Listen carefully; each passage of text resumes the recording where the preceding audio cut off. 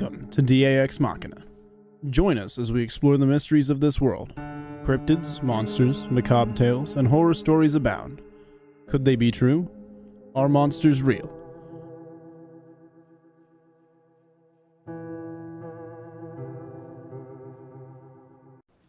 Good evening, folks, and thank you for joining us on another edition of DAX Machina. We're here on this awesome Saturday evening.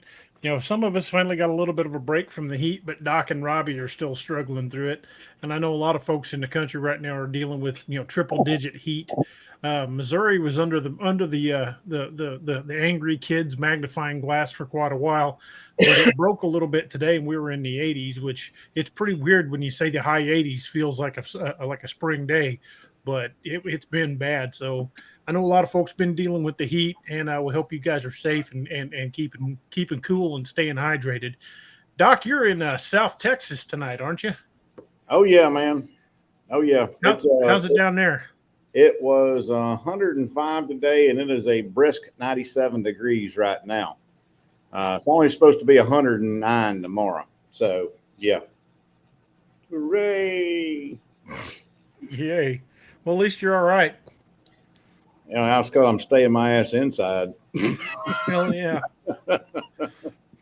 Robby, how's the heat been in body armor? Well, 99 today, real feel of about 101. So I'll leave that to your imaginations. And I've been there. Yeah, it was miserable. So it's like a gym sock when you take it off. Yep. A dripping gym sock.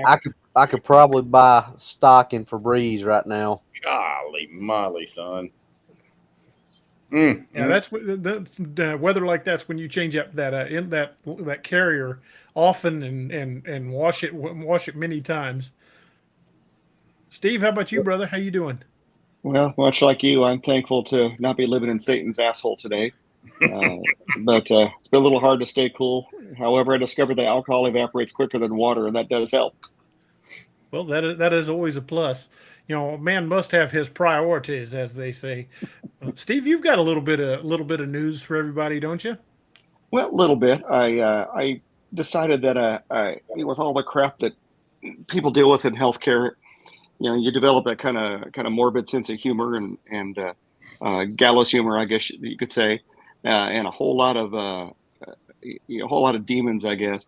Well, I discovered to be a little bit cathartic for me to just kind of share some of my stories with, the world, I suppose. And so I decided to set up a YouTube channel where I could just post these little short, 2 to 5 minute little videos telling, some of the y'all don't believe this shit kind of stories that we encounter there. And I figured I would play to my strengths. And I started calling it the inebriate MRSE, MURSE. Because, it's kind of the running joke that, male nurses are nurses. And so, I don't know if it'll ever end up getting anybody's attention at all, but it's a hell of a lot of fun to do. And, if one person gets a laugh out of it. Oh, that's awesome. I just shared the link in the chat. And folks, he's only got a few subscribers because it's a brand new channel. Make sure you guys go over there and hit the like and subscribe and help him grow his channel. Absolutely. Oh, yeah. There's a whole whopping, I think, 2 videos out there. But it's just the intro, the rectal Ragnarok, and it fell the F off. Yeah, I thought you'd appreciate rectal Ragnarok there, and just anything to just help one's mental health a little bit. Absolutely. So. Well, I'm going to add you to the list of commands that the moderators can add. So I'm going to be doing that. Tonight we're going to be talking about, cryptid sightings and activity in and around areas. And there's a lot of stuff going on in a lot of areas, but some of these places are pretty well hotspots. And Doc's got a really damn good one. I thought I'd let him start out with the one he was telling me and Robby about. Which one? The boy that the one at the cabin.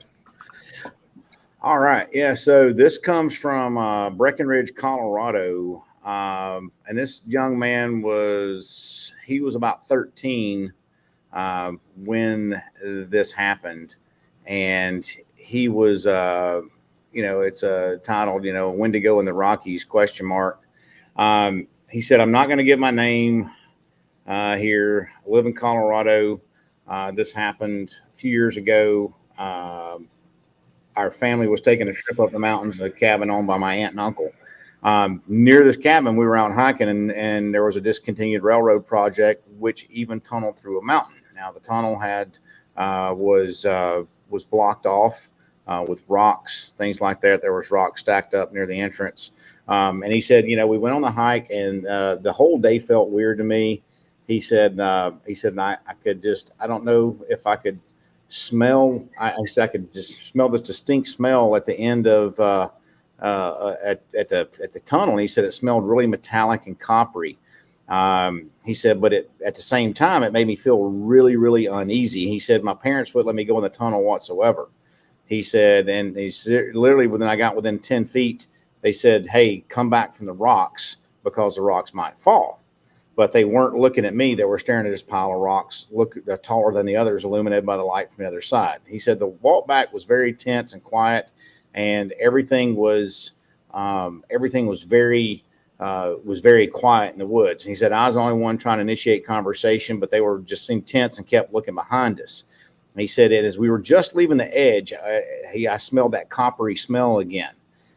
He said my dad kept glancing back at random intervals, and he said it was only that night that I actually noticed anything while I was there. He said I had a window in my room, and I never trusted that window, and I was right not to, so I slept far away from it. He said my parents were up much longer than usual that night, but stayed quiet. He said, and I guess I fell asleep, because I was finally wondering about their weird behavior, and it was 2 a.m. He said, then I felt something. He said, I more felt it than heard it. He said, it's almost like the room cooled down, and I felt really cold and felt dread. And he said, I could almost feel something that seemed like hunger, burning into me from the window. And he said, whatever it was, I don't know what it was that woke me, but I looked.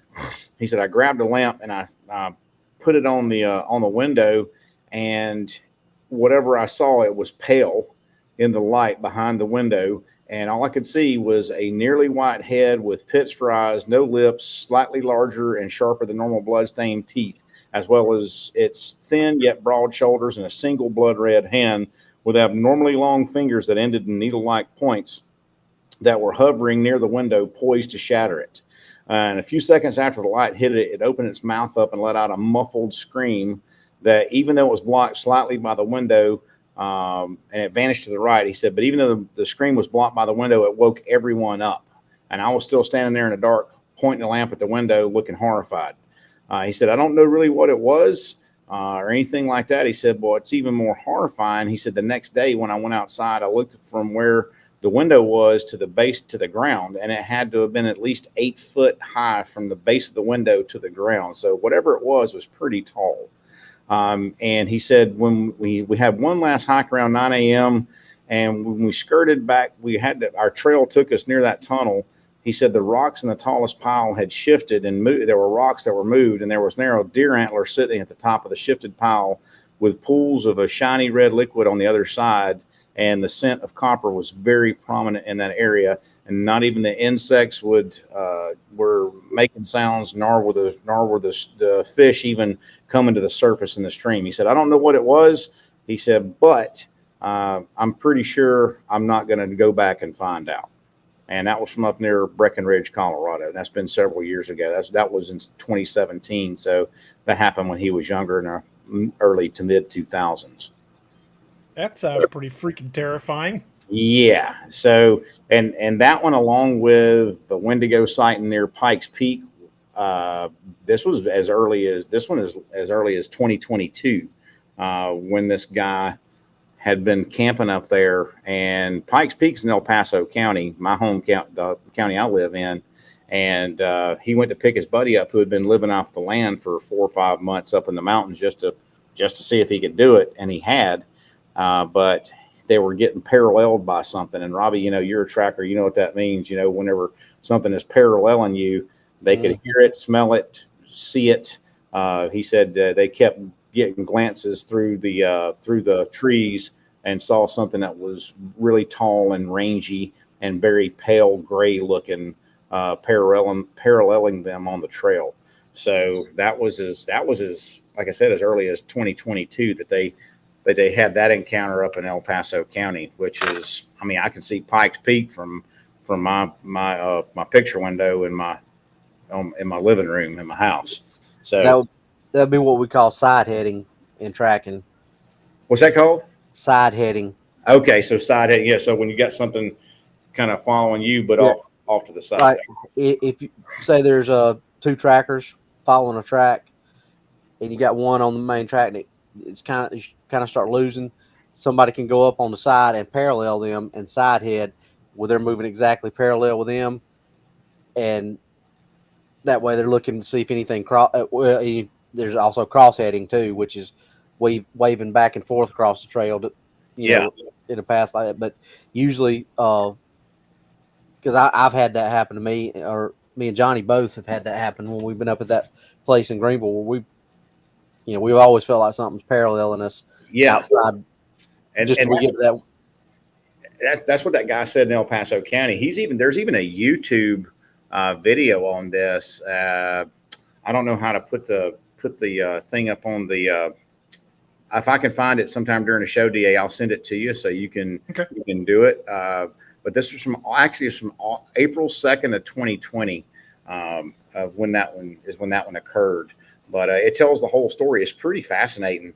But I mean, that's two that I've seen on documented from the area, from El Paso. One from El Paso County, and then one from up there in the mountains near Breck. But like when my daughters were going to this church camp, they were telling them, I've said this on the show a couple times. Hey, don't go outside the perimeter of the camp at night by yourselves. If you go by yourself, if you go, to the bathrooms or anything like that in the middle of the night, take a flashlight, take a buddy. And they were just saying bears and mountain lions and things like that. But somebody in the camp had said something about a Wendigo, and my girls didn't know what a Wendigo was.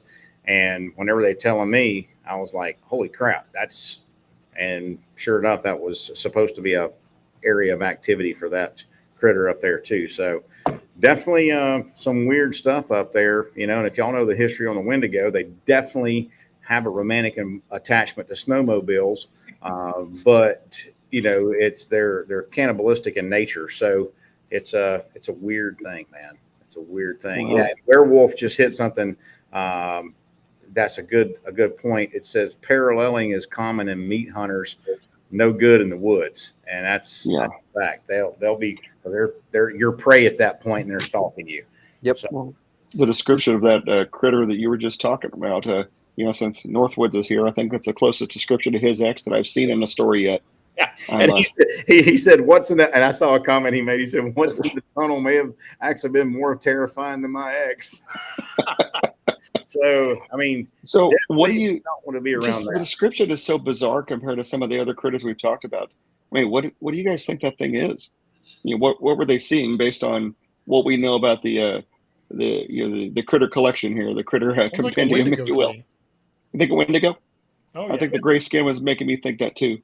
Yeah, and the long spindly fingers, because everything I've heard, it was someone who's either turned to the dark side and was a cannibal, or Native American lore, it's someone who ate flesh, and they have this unending. They're not sated. They're never satiated. They have this insatiable hunger for flesh, but they continue to get skinnier and skinnier, so they have a very skeletal, gaunt, pale appearance.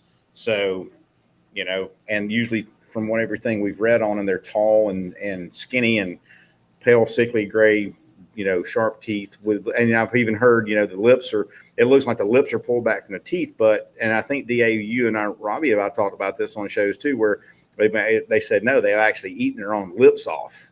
Chewed them off. Yep. So that's not terrifying at all. Along with a lot of the flesh from their fingers as well. Yeah, exactly. So that's why they have these skeletal looking appendages, They're phalanges. This is. I was waiting for Ken to say something. Damn. Yeah, the stories of these critters are not helping my drinking problem, Doc. Kid, does that mean the same thing as emaciated? Well, I when you were talking about what did you say the term is side Side the other heading. ones were parallel, was it Side heading. side heading? I almost made a smart ass comment. I'm like, that's a damn big word, but I'm like, no, I'm going to give the guy a break. I'm not going to bust his nuts because that was actually pretty profound. But somebody beat me to it there, buddy. I'm sorry. I'm going to tell you though, man. I mean, anything like that, here's something I would recommend to people before you go out in the woods, wherever you're going to, check out, maybe not just the natural flora and fauna, but maybe some of the supernatural fauna you might find around. Native tales from the area. Yeah. What's some of the folklore say? Because I mean, that stuff's based on incidents that have happened,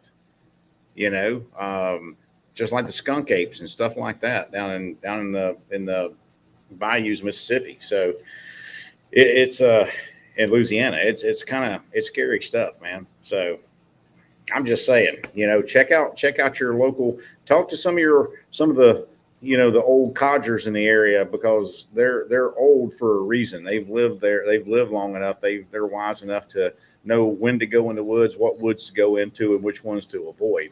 Ask folks, like, which ones do you avoid? Like me and DA went to LBL, and walked into the woods. Probably should have avoided that, but we didn't. So, but we ain't ever been accused of being the brightest folks. I'm not the sharpest tool in the shed for sure, but it's just something to think about. Is check out the areas you're going to. If you're going to go hunt for something, check out the stories. Because it ain't just the bears and stuff like that you got to think about. Anyway, that's all I got to say about that encounter. Me, that's pretty good advice to look up. To get to know what's going to be in the area, what you can count on being there, the animals that are known to be there, as well as the ones that are suspected. Robby, you want to tell us about the one you come across in your area? Yep, and matter of fact, my buddy that told me the story is in the chat tonight, so he stopped by to hear the retelling of his tale. So Fowler, if I get it wrong, just correct me in the chat, but I'm going to try to do it justice. So, buddy, he used to work with me. He now works for a bigger agency, shall we say. And he was out on patrol the other night, and, however long ago it was, a week or two ago, somewhere between 1 and 3 in the morning. I don't know exactly what time it was. I don't know if he even remembered exactly what time it was, but he's in an area, and Ken will know which area I'm talking about, around Mall Bridge Road, which is somewhere between Daniel High School and R.C. Edwards Middle School. And there's a little pull off that they've been kind of clearing up to, I guess, make a nature trail, something like that. And he saw a couple cars down there, so he, doing his duty, went down there to check, make sure everything was okay, make sure it wasn't nothing nefarious. How you like that word, Doc? Going on. That's a big word right there. You're like a walking thesaurus, brother. I'm a walking Docsaurus. Anyway, make sure it wasn't nothing nefarious going on. No bad stuff going on. And as he's coming around the bend, he just, I think he said all he had on was his headlights, and he was driving real slow, and pretty much all he could hear was the crunch of the gravel. Because I asked him specifically, I said, Naomi, I don't need you getting in on this too. You're supposed to help out. You're not supposed to be on their side. Low hanging fruit there. Anyway, so as he goes around the curve, he starts to get ready. He cuts his all his lights on, his takedown, everything to light up the cars, and he hears something growl. And this he's a former Marine. He's been in law enforcement for a couple years. He's a stand-up guy. He's not somebody that's gonna tuck tail and run on just anything. But he said that froze him. I mean, he stopped the car and like, okay, what was that? He's been in the woods his whole life. said he has never heard anything like this. He's been hog hunting all his life, never heard anything like this, but then never heard anything run off. Just heard that and then nothing else. No birds, no crickets, no frogs, no nothing. And why can't people just let me tell a story? Leave me alone for a minute. So he sat there for a little bit trying to decide whether he was going to get out of the car and go check, because he ran two of the license plates because they were facing back to him, but the other one was facing the other way, which meant he would have to get out of the car. And he was kind of like, I don't know if I just want to do this or not. So eventually he did. He got out and went and got the license plate, then got back in his car, which kept kind of eating at him. And over the next couple of days, he started talking to people and trying to figure up some story or find out what was going on. And the more he started talking to people, this story started coming out from people in this area. I said, oh, yeah, that's the monkey of Mall Bridge. It's called Mall Bridge Road. It was on. And apparently this is just a story that has just been going around for, probably since the 80s at least. He told me another story about a couple where the guy used to drop it or stop at the top of his girlfriend or fiance's driveway, because she had a long driveway, and he didn't want to scratch his car or mess his car up, so he would walk her down. And one of these times, either going to or coming back, I think they heard the same type of growl, or maybe even saw some eye shine or saw some movement or something in that same area. So that quickly stopped the parking at the top of the hill to drop somebody off. I guess the car scratching wasn't as bad as getting your limbs ripped off. So apparently this is some type of Bigfoot creature that's actually living in this area. When are you and the boys heading down there? We've already started planning the trip, probably within the next couple of weeks. I got to get back to Texas, then I got to go to Alabama for a training class, and then once I get back from that, we're probably going to have a boots on the ground investigation. Yeah, I think I would be rather scratch my car up than either get beat to death with my own arms or have Bigfoot make mad love to me. Neither one of them sound particularly appealing. Yeah, I would have to go with Steve on that. I'd rather buff out a scratch. Mm-hmm. Yep. I know from firsthand in healthcare that repairing the other stuff is a little bit more work than buffing out a scratch on the car. Yeah. Yeah. Fact. I would say that is definitely fact. Doc, thanks to your shirts and your videos about your classes, I know how to deal with the chest wounds and wounds in the limbs and everything. How do you fix a wound in the butthole? It's a little terrifying. That's kind of scary. Therapy. Ain't nothing in my trauma kit gonna help you, brother. I was gonna say, I've been looking at those kids. I'm not finding anything that's gonna be any good. Lord have mercy. Oh Lord. And unless you happen to know how to speak a Wendigo or Bigfoot, chances are they're not going to know the safe word. Yes, that's fact. So Robby, what was the what do you think it was, man? Well, and there's an area, and Fowler and I talked about this when we was having this talk, and I was answering him on text message. He said that I was pretty spot on about the with the encounter, which he said it was a I don't want to say eye-opening because we don't know what it was. It was just a sound. But there's an area in Clemson that is a research area for Clemson University. And I want to say it's national forest too, or at least national funded land or whatever. It's called Fance Grove.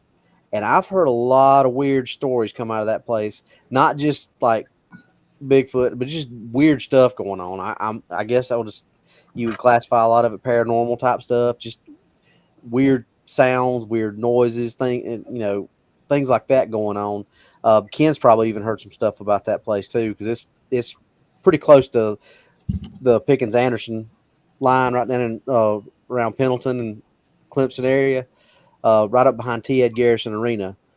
And I've heard stories about that all. Yeah, see, I've heard that too, Ken. It is a very creepy place. I've got friends that went to Daniel High School that said they used to go out there for their parties, and they said that after a few of them, you start hearing weird noises and kind of just like seeing weird shapes and things like that. They stop partying out there. I don't So- blame That'll do it. I wouldn't blame them a bit for not wanting to party out there them at anymore. all on that. No. Parties don't always make the most intelligent calls there. Where I grew up, there was this little place called Wolf Creek, and supposedly there were vampires that were known to have been in that area, and the kind that had the ability to transfer and shift into wolves. And so I know for a fact they've got a couple of graves out there. They had built iron cages over, to keep the. We thought it was to keep the grave robbers from going into it, but according to legend, is to keep whatever was in there from getting out. And I haven't been out there in 30 years, but I'm not sure if I'm brave enough to go back right now, to be honest with you. Well, hell, I'll go. Well, It'd be kind yeah, I will too. But Steve, you're forgetting when we had our Bigfoot encounter.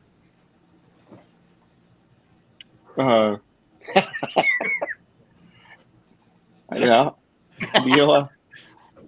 He was. I'm pretty sure he was into one of us, or both. But, Well, that let me see if I can find the other picture. I had it just a second ago.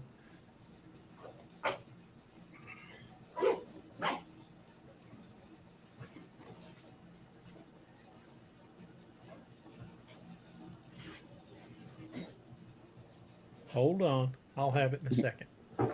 I got a ton of freaking pictures in this file. yeah, I'm pretty sure that last photo was the legitimate definition of two assholes waiting. But Pretty much. yeah, Oh, here we go. I found it. It's got to load.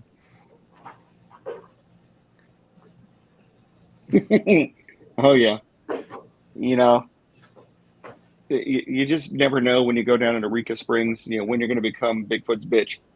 And That's a pretty woolly area. If you're going to have a sighting, the area around Eureka Springs is a good place to do it.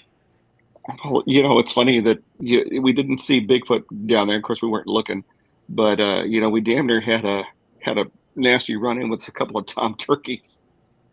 That is true. My wife calling those bastards in.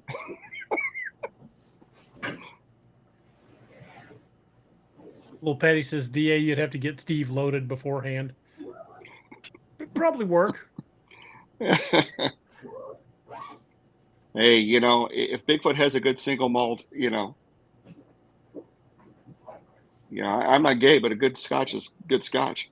So, What you're saying is $20 is $20, right? Steve? $20 is $20. You're damn right. I'm not gay, but $20 is $20. Richard Cox says, any new LBL reports? There are reports coming out of LBL all the time. In fact, supposedly this year alone, there's at least 8 people that have gone missing inside of LBL. I'm not as current on the reports coming out of LBL as I would like to be. It's been a couple of years since I've been back there. But I do know some folks that stay pretty current on LBL, and I want to see about getting them on the show here in the near future. So we're probably going to be doing an LBL show with these particular folks if I can get them to come on the show. I haven't heard from Nick Valente in a bit. I'm hoping he's not one of the ones that just went missing. No, I talked to him not too long ago. He's doing all right. He's in the process of moving from New Jersey to North Carolina. Be closer to his grandkids.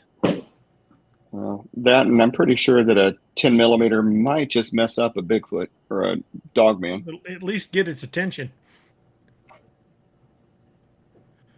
One of the more recent reports I've heard in this area came out of the Mark Twain, and apparently some fellows were camping in the Mark Twain. I won't mention any names because I don't have permission to use their names, but they were camping. This would have been down near Ava, Missouri.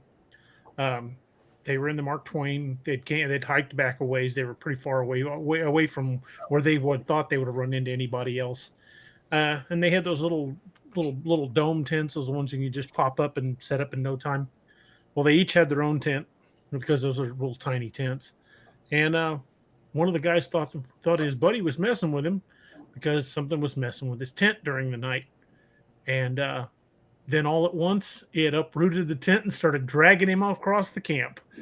And he started screaming and hollering, and I guess he heard his buddy coming out of the other tent, and whatever it was dropped him and ran off in the woods. But it uprooted all the tent stakes all in one swift motion and dragged this guy about 30 yards before the other guy came out and whatever it was ran off.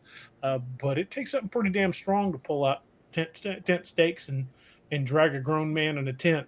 He said he was really moving across that campsite, screaming his head off. That would definitely cause me to de-ass that area post haste. Those little dome tents. I'll do it. Yeah, there you go. Those dome tents. They pitch those on the side of like mountains and stuff with a mountain climb, and those little stakes have some pretty good friction or whatever. They'll stop some lateral movement pretty easily. Like you said, it takes something big. It would take a pretty good sized winch and a come along to rip one of those out of the ground with a man in it. Penny said a person in a tent's just a pre-wrapped meal. Yeah. The people in sleeping bags are the soft tacos of the Bigfoot world. Go. Yeah. Well, I guarantee that if I hadn't pissed the area to label it beforehand, I would have done it then. Yeah. I probably would as well.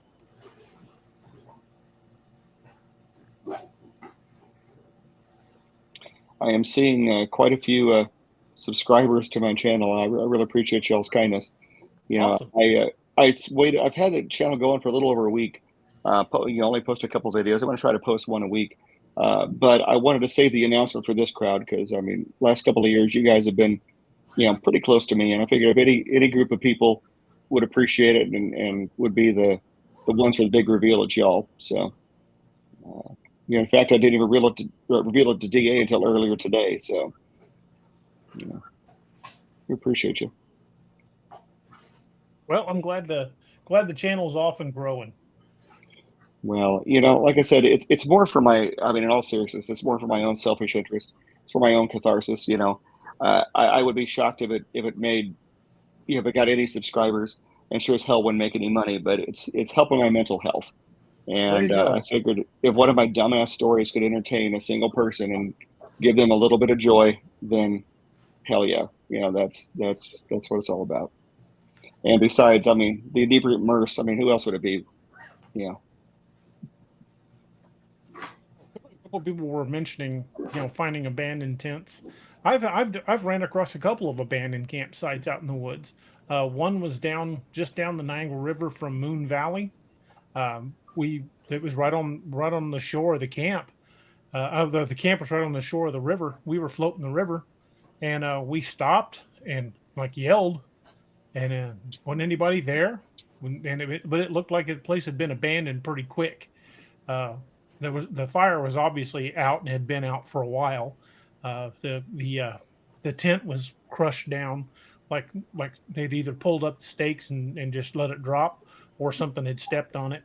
And there was quite a few things left in the camp, like some cooking gear, a cooler, some fishing equipment. But there was no sign of anybody there. Like I said, the fire was long cold, and they abandoned whoever it was abandoned it in a hurry because they left a lot of gear behind. What about that one we found at Joe Bald that still had the box of Krispy Kremes? Yeah, that was weird too. The full box of Krispy Kreme sitting on one of the picnic tables in Joe Bald. Yeah, that just kind of creeped my shit out. You look at those broken down concrete picnic tables and stuff that were there. I'm like, okay, yeah, that's just like detritus from a closed down campsite. But Krispy Kremes don't just hang out for Right. when did they close the place down in the 90s? Yeah, they closed that park down. I want to say late 90s. A box of Krispy Kremes ain't sitting there for 25 years. Maybe they left it there for a snack. Well, for whom though? That's what concerns me. Right. I'm like, were they gifting something they probably shouldn't have been fucking with? Pardon my French. Or was it just some guys that got themselves high and left their Krispy Kremes behind? Well, it was and a full box. I mean, we didn't mess with it. I was like, wait a minute, if this was left out here for something specifically, it may not take too kindly to me messing with its Krispy Kreme. No, I think we picked up the box just to kind of give it a shake to see that it was full, or at least it had some significant mass in it. And then we're like, nope, leave it alone. Yeah. Yeah. I mean, I'm just a human. I get a little pissed if somebody steals my donuts. Well, I think leaving food for these things is a bad idea. If you even if you don't have any negative interactions because of it, if you start, getting these things accustomed to finding food in a specific area, and then someone else shows up and doesn't know that they're supposed to be, leaving food behind, and they don't, they might be on the menu. And it's just a bad idea of habituating any wild animal anyway. I mean, we hear horror stories about people feeding black bears from their deck. And then the one time they don't feed them, the black bear rip the door off its hinges and come in and destroy the house because they're looking for food. Once these things start associating us with food, at that point it becomes a very, very dangerous situation. And that's not just cryptids. That's if you started feeding, giving meat to a mountain lion because you saw it was a mother with cubs and you were tossing it meat, eventually they're going to start getting a little closer and a little closer. And the one time you get outside and you don't have meat, guess who might be mountain lion chow? Yeah. Very dangerous to feed wild animals. Remember my black bear story from northern Arkansas there. I went down with my ex brother-in-law to his dad's property down in Pope County. And, we go down there a couple times a year to mow and clear out the snakes and the armadillos and stuff like that. And, we roll up in the truck. And as I'm getting out of the truck and, taking out my gear, this black bear starts walking up to us. And the thing is, old as hell. And it stands up on its hind legs about 10 feet away from me. And I'm about ready to shit myself. And my brother-in-law goes, oh, he's just waiting for his sandwich. And I look at him and I'm like, what do you mean he's waiting for his sandwich? What freaking sandwich? And he goes, oh, well, your dad always gives him a peanut butter and honey sandwich when he comes down. You're just waiting for it. And I kind of looked at him like, I hope he had that effing sandwich. And he laughed and reached behind the seat of the cooler and tossed the sandwich at this thing. The thing grabbed it, put it in its mouth, and walked away. I'm like, what would have happened if I didn't have the sandwich? Because, we were like 45 minutes from anywhere. We were over an hour away from a Dollar General. That's how far in the woods we were. Yeah. And I was like, I had a 45 with me to, help with the rattlesnakes and a little Colt Woodsman 22. Nothing that I would have felt comfortable taking out a black bear at short range with. Well, with the 22, you could have at least slowed your buddy down. This is true. I think Penny Van here is giving me some crap. So the typo of Merce was intentional. If you guys watch the introduction video, my mother seems to make a big distinction between a nurse and a male nurse. And so when I was in school, she was telling everybody that I was going to be going to school to be a male nurse. It's always a male nurse, not just a nurse, a male nurse. And so my wife, being who she is, thought that was hysterical and called me a Merce with an M. And I'm like, it works. I too am a Merce. You are a Merce. Yeah.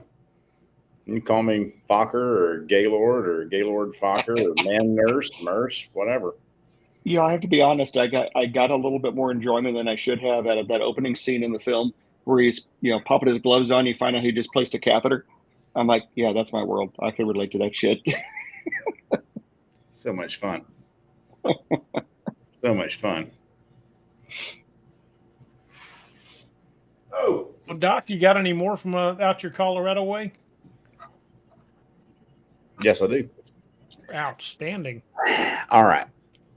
I sent you the link to that video in our group chat. So let's see here. So that was a Wendigo. Most Bigfoot sightings. Okay, so here we go. In Colorado, there have been 130 sightings. And this is a 2023 article. It says it's considered one of the most elusive creatures, whether you call it Bigfoot, Sasquatch, Yeti, or whatever you want to call it. There have been several sightings in Colorado. According to BFRO, top state for Sasquatch sightings is Washington, where there have been 708 sightings.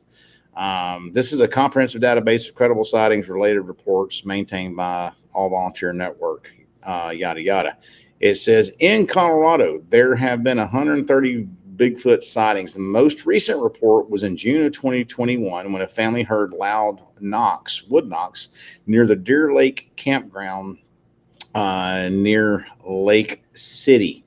So it was June of 2021, Lake City. That's pretty high up in the mountains. That's Hinsdale County, Hinsdale, for those that want to research it.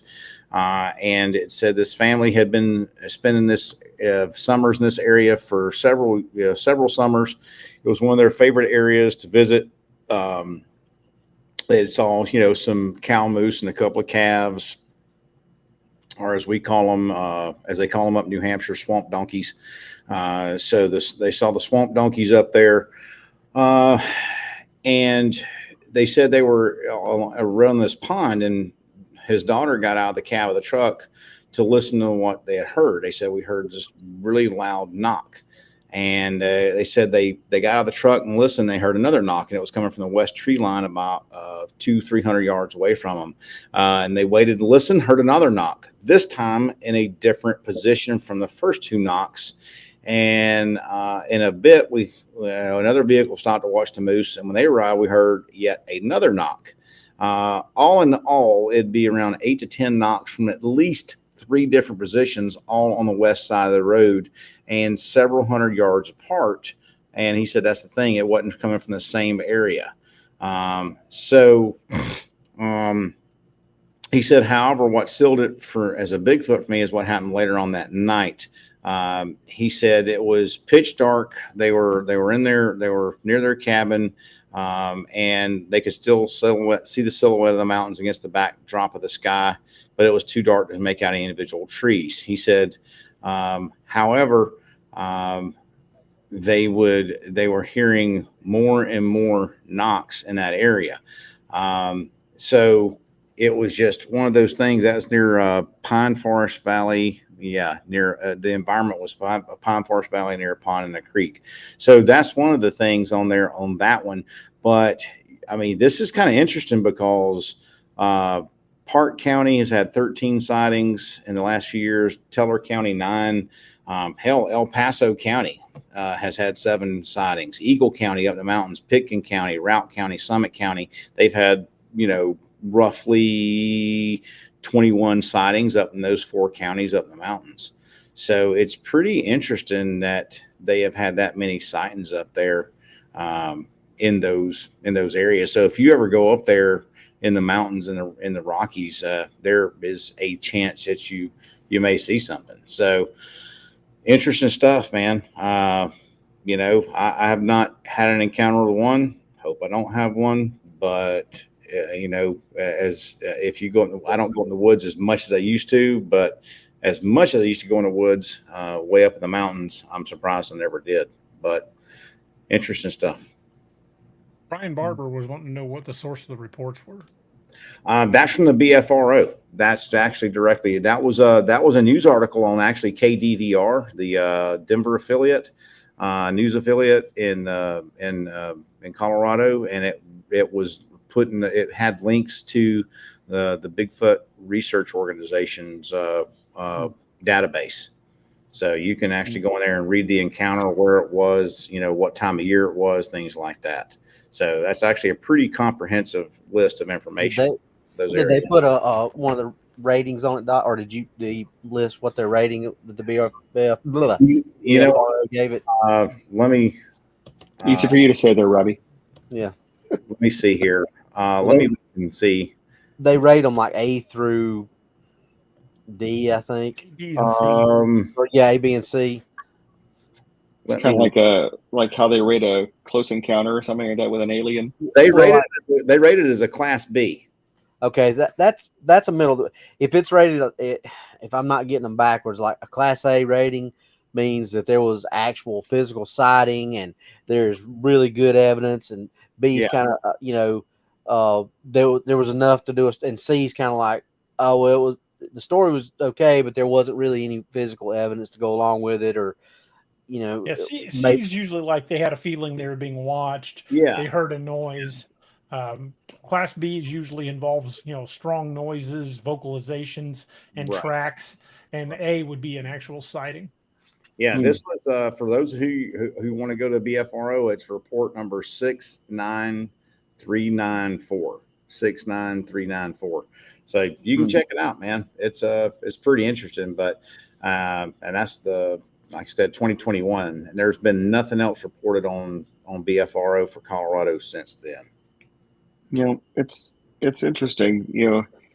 I didn't think too much of this stuff growing up. I mean, I knew about the Patterson-Gimlin film, and I never heard of a Dogman, and until I met DA, and then I'm beginning to learn stuff that I wish I could unlearn. But when I was in Scouts, I remember camping. There was a scout ranch up near St. Louis, the Beaumont Scout Ranch. And when I was there, they had one night they were telling us some ghost stories, and I just kind of like, oh yeah, they're trying to scare us, okay, because the counselors were like older teenagers, and I was like 10, and they told us a story about the Beaumont monster. And I remember thinking to myself, okay, yeah, that's let's mess with the tenderfoots. All right, I got it. And they kept talking about this Beaumont monster living in the ranch or whatever. Well, as I got a little older, I learned that there was actually stories of this Beaumont monster, and as near as I could tell from the legends, it's a Sasquatch type creature. And what are some of the stories? Well, just that it would like food would disappear from campgrounds. They would see this thing, and they thought it was a big bear, but it was too big to be a bear. It was all this kind of fleeting stuff. Probably with the kind of stuff that BFRO would call a Class A sighting, but a Class A sighting at a distance in the dark. And they would hear these really deep vocalizations, these growls, and almost infrasonic kind of stuff. And the only thing I remember that stuck out in my head particularly was, of course, this is, when I was early in Scouts. So I was like, 11, 12 years old. So, I was scared of my own damn shadow. And I remember sitting around a campfire and having one of those moments where everything just went dead quiet, like you talked about, where all the night sound just gone. Mm-hmm. And I remember that this creeping cold feeling, went from my butthole to the base of my skull. And I thought it was just me getting into my own head because of the stories about the damn monster.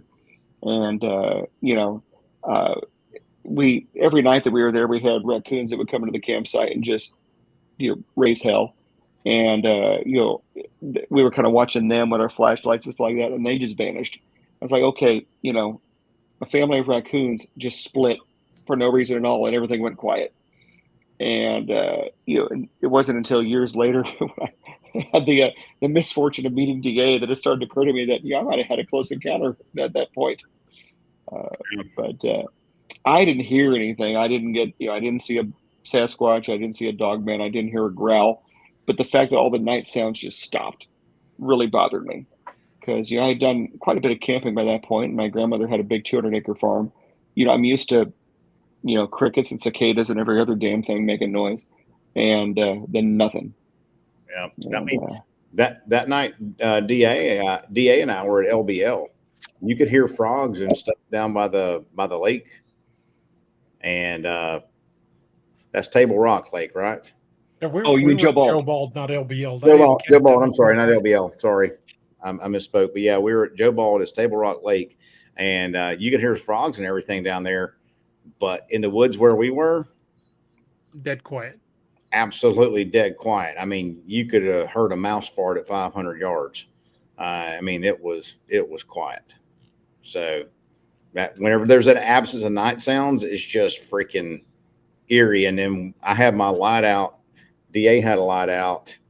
I had my light out on my pistol, and DA had my other light, and it was like we saw something, and it looked like eye shine moved from one dark patch of trees to another dark patch of trees. And so we were like, hey, you know what?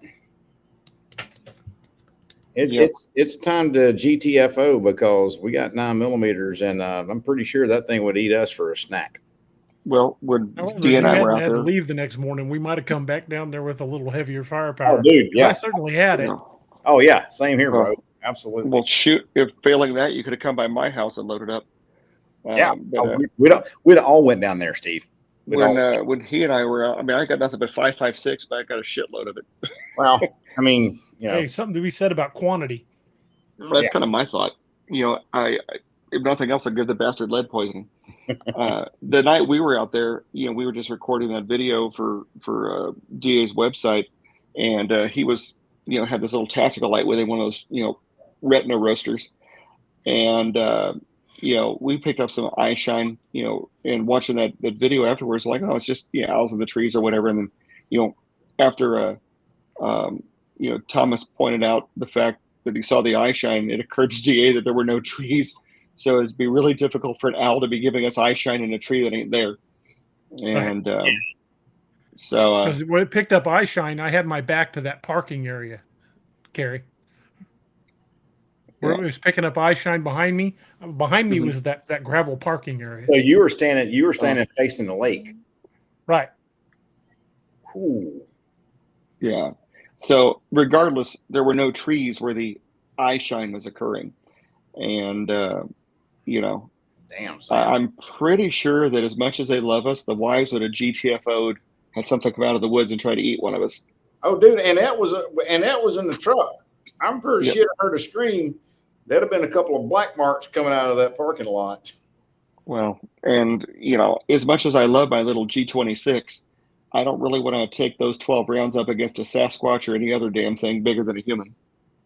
Nope. I gave it every round I had. Yeah. Yep. Except for one. Yeah. Always got to save the one. Save the one. Love it. Yeah, that's why it's very important to count your rounds. Yep, got to be like Archer. Yeah. Robby, what you got, man? What kind of stories you got from your area, man? I'm excited to hear about this monkey man. Well, I mean, that's it. That's the only one I had about that part. But you also ain't far from Scape or Swamp, aren't you? Yeah, probably about 3 hours. Well, you know, I've never had the pleasure of going to South Carolina, although I've heard things that it looks beautiful. But as far as I understand, North America doesn't officially have any great apes. That's the theory. That's the rumor. That's a real. That's a rumor. I did kind of stumble across another one. I hadn't got a chance to really look into this one yet, but supposedly there's a story from back in the 40s or 50s in Anderson County about a werewolf, dogman type creature.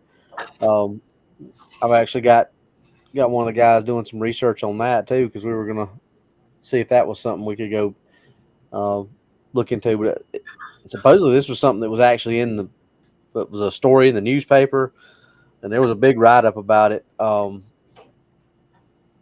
But like I said, it just somebody sent me a message and said, "Hey, have you ever heard of this?" I said, "No, I hadn't." So we started looking into it, and my research guy hadn't got done with anything yet. So that I don't really have much to say about that, other than it actually was a story that was in the news about it from Anderson County from someone in the late 40s, early 50s.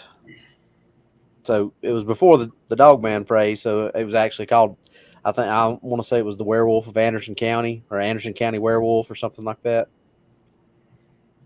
But here's a good one from Karen Polson. Sorry, Robby, I'm not trying to get in your story, but this might be a good one for you, DA and Steve. During the day, maybe oh yeah, you already answered it. I'm sorry. Do the Methicans use the Joe Bald area at all? Well, it's pretty far off the beaten path. I mean, once you leave the highway, it's a good distance from the highway down to Joe Bald, and it's out on a peninsula on the lake. You're surrounded by water on three sides once you're in Joe Bald. and that area, but that area is pretty woolly, pretty thickly wooded area.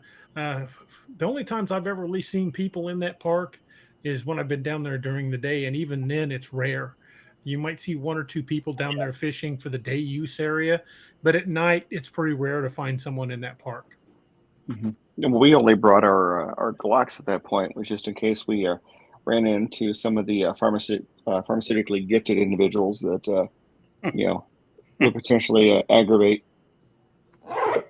Yeah. Brown horses, water methicans, meth heads, basically meth heads. We tend to run into a lot of those in Missouri. Yeah. It's the one of the most common mammals in the wild, from what I understand, here in Southwest Missouri. And, I'm pretty sure that some spear gold dot would take care of it, though. Yeah, I'm Doc's pretty sure that would. I love it. I love this terminology even better. Woods donkeys. Yeah. Yes. Wood donkeys, swamp donkeys. My buddy Scotty up in Sig, he was an instructor up there for a while. He was a game warden for fishing game up in New Hampshire. He called them swamp donkeys. Well, it's funny when they were talking about the moose calves and moose, calling them swamp donkeys. The one and only time I've seen a moose in the wild, I was in Rocky Mountain National Park. It's first and only time I've been there, and we were at a little place called Bear Creek, and it was or Bear Lake, I think it was. It was absolutely gorgeous, and we were just kind of trap fishing and just screwing around. And I was concerned about running into bears, and my ex-wife's cousin, who was kind of showing us around, goes, "It's not the bears you need to worry about; it's the moose." Yeah, moose. I'm like, big, dumb, and mean, man. I'm like, why do you have to worry about a moose? And it's like, well, this time of year they have calves. And so we're walking through the woods, just getting back to our car, and there's this little shallow, almost like a lake, kind of to the left of us. And we're walking, we're talking, we're bullshitting, and all of a sudden, this female moose pulls her head up out of the water. She's got a mouthful of like seaweed or whatever the hell they were eating off the bottom of that lake. And I'm like, uh-oh. And then I look, and she's got two calves with her. I was like, I'm going to die. And I was thinking to myself, whether my fat ass could go up a tree. Yeah. Yeah. When we were backpacking up in Wyoming, we came across one calf, and like 40 yards behind her, the calf, we saw the mama, and we're like, see you later. Yep. Well, she was maybe 50 to 100 yards from us, and she had to be 1,000 pounds if she weighed an ounce, maybe 2,000. And I was like, animals. There is no freaking way. Right. Majestic and terrifying all at the same time. Yeah. Heavy on the terrifying. Yeah. That is true. And of course, that was before I made it a point to carry everywhere I went. So I was completely unarmed. And not that I could drop a moose with anything I own anyway. Mrs. Moon says Rocky Mountain National is where she had a Class 2 experience. I'd like to hear the story sometime. If you don't mind telling it, you could reach out to me at daroberts@daroberts.net. I'd love to hear the story. There's a lot of activity up in the Rocky Mountain National Area. A lot. Yeah, a lot. Well, it's absolutely gorgeous. And then, 4 months out of the year, you can't even get there. So, I mean, if you're a large, extant hominid that supposedly doesn't exist, that'd be a great place to hang out if, the hominids that do exist can't get up and bother you. What'd you call me? So, Robby, sorry, man. We kind of derailed. What's the monkey man thing? Let's hear this. I'm interested because we were briefly talking about it behind the stage. So I already told that story. Well, I mean, I know, but what do you think it is? Yeah, what do you think it is? Oh, we just lost Robby's audio. He actually made it through the whole show last time without losing his audio. Right at an hour. I noticed that Ken's busting my balls about my hat. He makes fun of my Kim Jong-un haircut. I try to cover the damn thing up, and he still busts my balls. You can't win with Ken.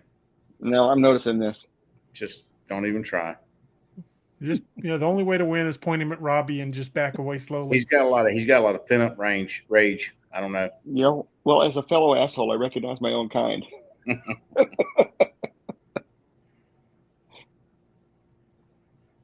Hopefully, Robby be back in just a second. Yep, that satellite we won't mention the name of just took him out. Josh Dalton had a question for you, Doc. What's up? He said, Doc, question, is high country in the Rockies still in deep snowpack? High country, like above timberline, there is some, but it's been so damn hot out there. There's not much left. I was on top of Pikes Peak about a month ago, and there's a little bit of snow out there, but I mean, at the above timberline's around 10.5 to 11.5. But there was not much there because it's been such a hot summer. We've had a buttload of rain, but there's not much snow left up there. But our reservoir levels are way up. We've had a lot of rain out there. It's been raining damn near every day out there, which is unusual because, like, Louisiana's on fire. Texas hadn't had rain in forever, and it's 1,000,000 freaking degrees down here. So, no, not that much up there. Okay, Robby, you back? I guess. Yay! Just might be. So, what do you think this thing is, brother? Up there, you think it's the same thing y'all tracked around your area? Well, I'm scared to start talking about it because every time I start talking about it, something happens. So,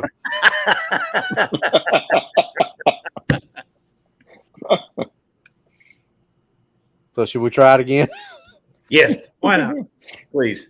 All right. Third time's a charm. I think this is like fourth or fifth, actually, but who's counting? So, from what Fowler described to me, that sound, obviously the deep rumbling growl, that could very well have been sound, because we've heard people talk about those before. And it's not, when you start looking at, going back to what we talked about range of these creatures, having a big range, that's well within, a radius for where we're at. And then it, like I said, also connects to Fance Grove and places like that. There's a lot of area up there where something like that can move around. And I actually had another buddy, and I just remember this part, that he's got some land actually up above the city that I work in, and it's probably only 2 or 3 miles outside the city. This is not my night.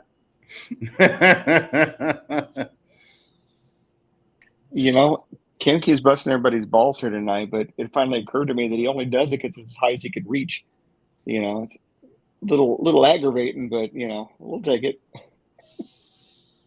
Anywho, so anyway, about 2 miles outside the city I work in, about a year ago, he was clearing off land for his house, and he actually found a couple of footprints up there.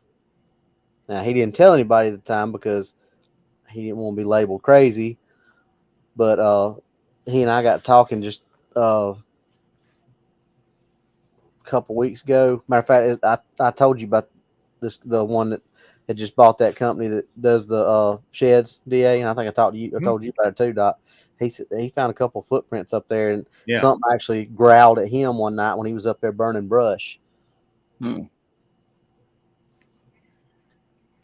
what kind of that's what I'm looking for. What kind of biome is it out there, Robby? I've never been to South Carolina. Are we talking like pine barrens or swampland, or what kind of geography are you dealing with out there?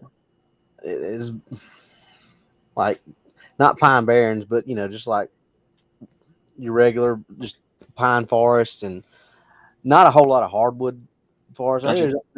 there are areas that've got some hardwood stands in it, but for the most part, we got those pine trees up there, and Sure. that kind Pines of and kudzu, huh? yeah, exactly. I got you. What There time? definitely would be a lot of green for something to hide in. That's for sure. Mm-hmm. Yeah. And what time of night was it that happened, Robby? The footprint he saw during the day, but the time of night that all that was that he heard the growling and saw the movement, I think he said that was probably around 11:30 to midnight, somewhere around there. Okay. Yeah. I'm gonna have to ask my brother Keith whenever I talk to him next. When I know it was nighttime. I just don't know what time of night it was. I'm just wondering if it's at any time that this happens, or if it's a particular like time frame at night when people have these encounters. That'd be kind of interesting to me to know if it's like a 9 to 2 or 9 to 3 type of thing when they're coming out. Maybe they're foraging at night too, especially in these areas. I don't know. That'd be kind of interesting. I mean, I think a lot of it's nocturnal stuff. I mean, because there's encounters during the day. I mean, Johnny and I had an encounter during the day, but it wasn't. I think that was a "we know you're here" encounter. We're watching you encounter. That wasn't like you said, out foraging and stuff like that. It was watching us. I mean, like I said, it was up behind that rock on top of the hill, just kind of like we know you're here. What the hell are you up to? Type of thing. Yeah. Right. Yeah. Yeah. The cryptid version of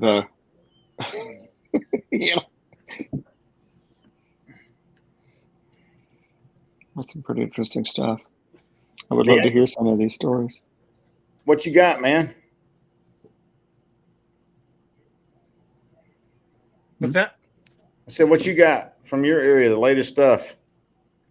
Well, Missouri's always got something weird going on. And not always all of it's Bigfoot related. We get stories about the Ozarks howler. There's supposedly a vampire beast that lives in the mountains of the Ozarks. We've got all kinds of crazy stuff happening around here. There's going to be some really good stuff presented at the Ozark Mountain Bigfoot Conference, which is going to be next month in Ozark, Missouri. I think it's going to be a really good time, folks. We really want to make sure you catch that one. But some of the better stories I've been hearing lately out of here are more Dogman related than Bigfoot. I heard a really good Dogman story from the other side of Table Rock Lake from where we were at, Gary, down at Joe Bald. Yeah. Just a few miles from there, as the crow flies, but on the other side of the lake. Apparently, some people thought they were having raccoons getting into their trash cans. So they started putting cinder blocks on top of their trash cans. They just had those little metal ones with the metal lid. Mm-hmm. And they were putting cinder blocks on top of them to keep the raccoons out of the trash can until their dog come running in the house, which normally went out to chase the raccoons. The dog come running in the house yelping, and they looked out and saw what they thought was a wolf. Well, they turned on their security lights to try to chase it off, and it stood up and threw one of the cinder blocks through their front door. Oh shit! Dang. So they scrambled for rifles, and by the time they got rifles and out the front door, it was gone. But clearly, no raccoon or wolf is going to throw a 20-pound cinder block through somebody's front door. How far away was it from where it threw it from their front door? They said the front door from where the trash cans were was about 25 yards. Dude. A big human couldn't throw a cinder block that far. I couldn't throw a cinder block that far. That's some strength right there, son. It didn't like the light, it didn't like the dog, and it didn't like them blocking the trash cans. And that was their house. It was their house. They live over near Blue Eye, Missouri. You know what time it is, Robby? Time to sell. GTFO. Time to call a real estate agent. Put that thing on the market. I asked them what they were planning to do. I asked them what they were planning to do. They said stock up on large caliber ammunition and put in a security door. God almighty. You're going to have that Oh hell, what was the name of the that one Bigfoot encounter where it ran the people off the homestead? Oh, yeah, there were a few of those, but I know which one you're talking about. Yeah, I can't think of the siege at something. Siege at Hanabi. Thank you. Yeah, go to siege at Hanabi all over again. No kidding.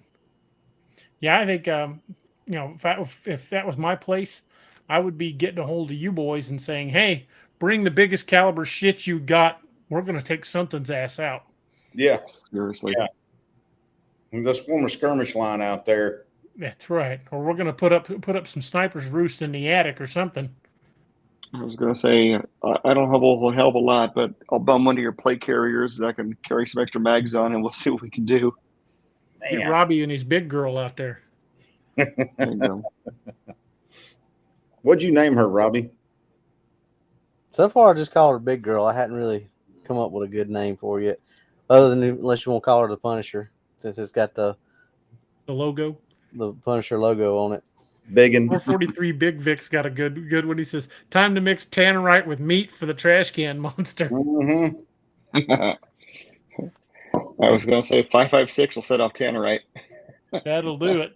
I don't need a 458. Just call it Biggin. That's scary right there, man. Holy crap. Yeah, it was one of like the ones you build buildings with, have the holes in it, the 2 holes. It was a full-size concrete block, and it just whipped it at the house. Went through the front door. There was a wooden front door. Wow. No, thank you. Yeah, I'd be seeing what it would take to get me a hold of some slap rounds. Jeez, man. It would have been really cool if they would have had some kind of surveillance camera out there to catch that. Mm-hmm. Yeah, that would have been fantastic if they caught it on camera. But that was something else they were planning on putting up, was game cams and motion lights. Reminds me of that one video that remember correctly, I think Leon Howard told us about it. That Scottish couple that was out fixing their garden gate, and they heard that Dogman growl or whatever it was, and the guy's like, "Oh fuck this, we're going inside." Yeah. No kidding. Brian Barber asked, did they find tracks? No, the area around where the trash cans were gravel. They didn't find any tracks. And anybody can tell you, it's been hot as balls in Missouri the last month. The ground is so hard packed and dry, you couldn't find a track if it dropped out of an aircraft. Mm-hmm.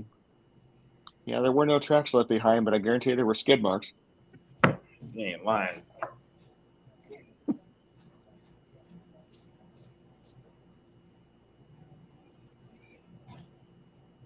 Robert D says, and that wasn't one of those so-called smart bears either. Smart bears. No, thank you. So hopefully we can get a couple of folks together. I want to go out to that area near Blue Eye and see what I can find. I'm going to go out there with my good camera and a couple of motivated individuals with large caliber rifles. Seriously, I've been looking forward to a chance to be using my single point sling. I got a couple of those rascals. I like them. Robby, Steve, I know Doc stepped off for a minute. Do you guys think you guys can keep the conversation running for just a minute? I need to step across the hall and answer the call of nature. I will be right back. No, where is it? Going to go answer the call of the Wendigo, are you? Something like that. That's I don't even have any words to describe that kind of stuff. Yeah, that's just crazy. Yeah, and I'm sitting there thinking about what in my own arsenal I would take out there. Yeah, I'm definitely thinking, as someone mentioned, there 45 wouldn't be too bad. Yeah, I think a 45 ACP might get something's attention, but I don't know. And it's all about shot placement too. Well, that's true. It's shot placement and ammo choice. Yeah, that has a lot to do with it. Yeah, good ammo, good shot placement will make a difference. I mean, people talking about 45 ACP, 45 ACP. I mean, honestly, with the rounds they have out there nowadays, there's no appreciable difference between the terminal ballistics of 9, 45, 40, things like that. So there's a lot of good ammo out there now, and they all meet the penetration requirements. As that was like the whole FBI standard thing years ago. But I mean, a big bullet like that 458 SOCOM, like with those Lehigh Defense extreme penetrators. You know the ones I'm talking about, Robby, don't you? The ones they're like a Phillips head screwdriver. Yep. Things. Yeah, I've been trying to find some of those because they're expensive if you get them online. Yeah, that's just like it's a solid copper round too, ain't it? Yeah. It's a solid copper round. I think it's got a steel jacket underneath that. Yeah, it's nasty because it's got good penetration, but it has it acts like a full metal jacket on, barrier, or a bonded bullet on barriers, but it has the way the bullet's designed. That's like I said, it literally looks like a Phillips head screwdriver that's fluted on the nose of the bullet.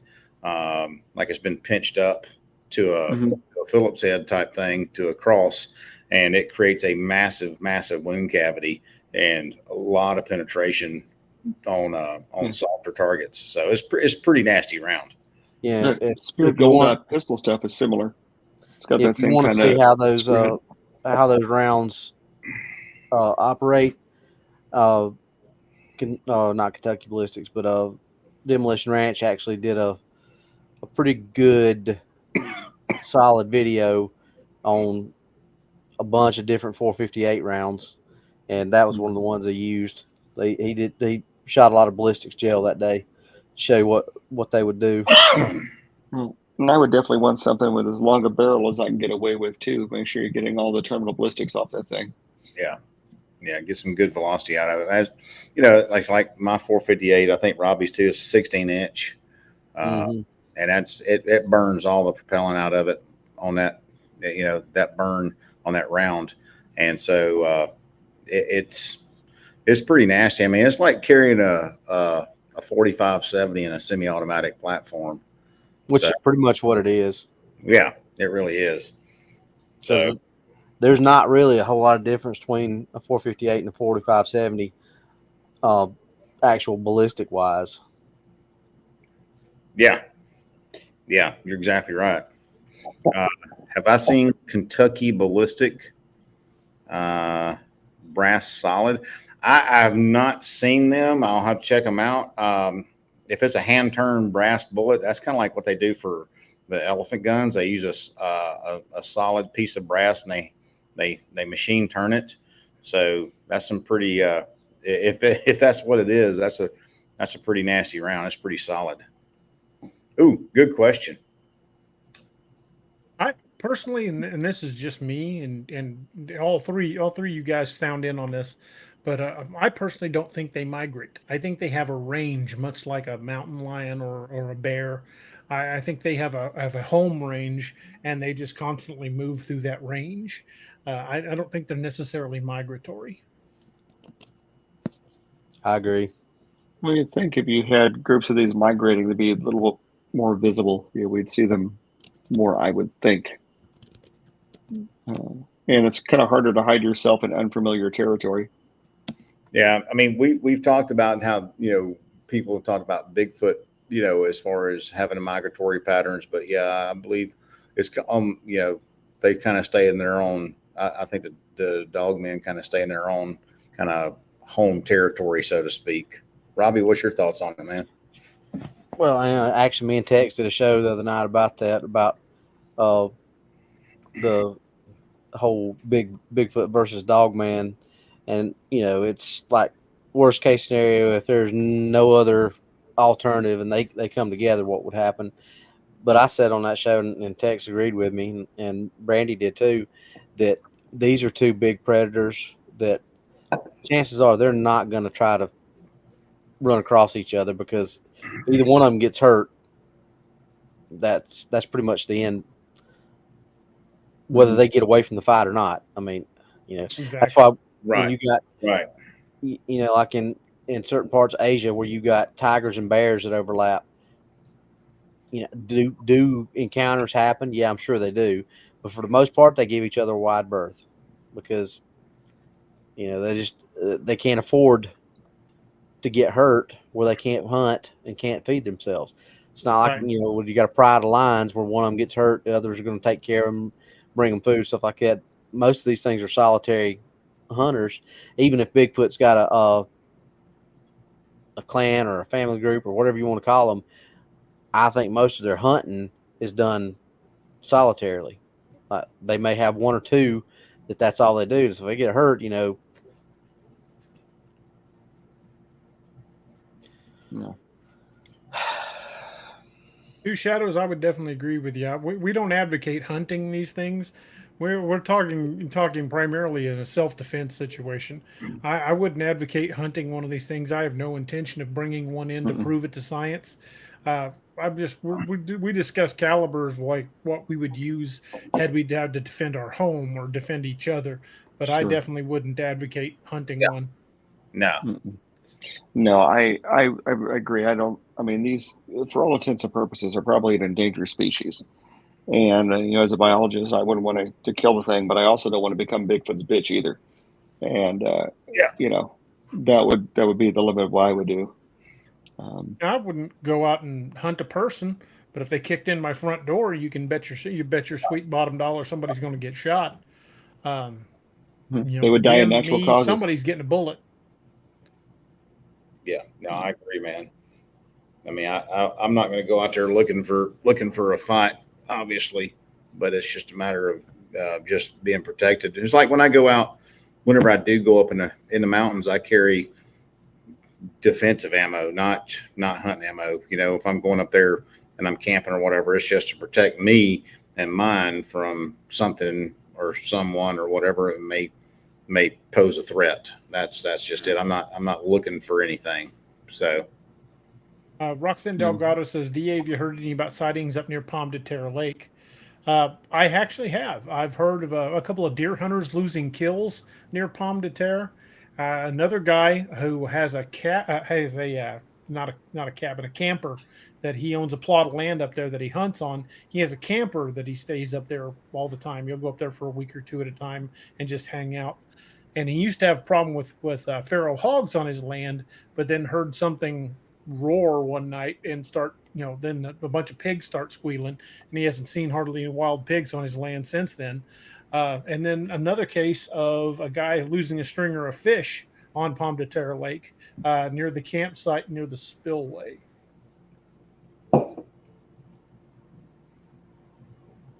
If only we knew how much explosives it would take to blow that spillway. Well, that was the one on Bagnell Dam. That wasn't the one on Palm de Terre. Oh, I had the wrong one. Damn it. Wrong dam. Wrong damn dam. Future Turtle said, "Did you guys talk about the Wolfman sighting photo in Germany?" No, I've not that one, and I have not heard about that one yet. I may have to look for that one.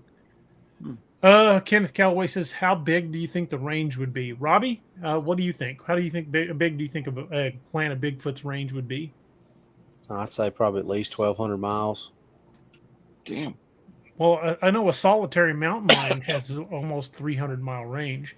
So if they've got a family group, they've probably got a very tremendous range. And I'm going to say in a lot of these cases, these ranges overlap.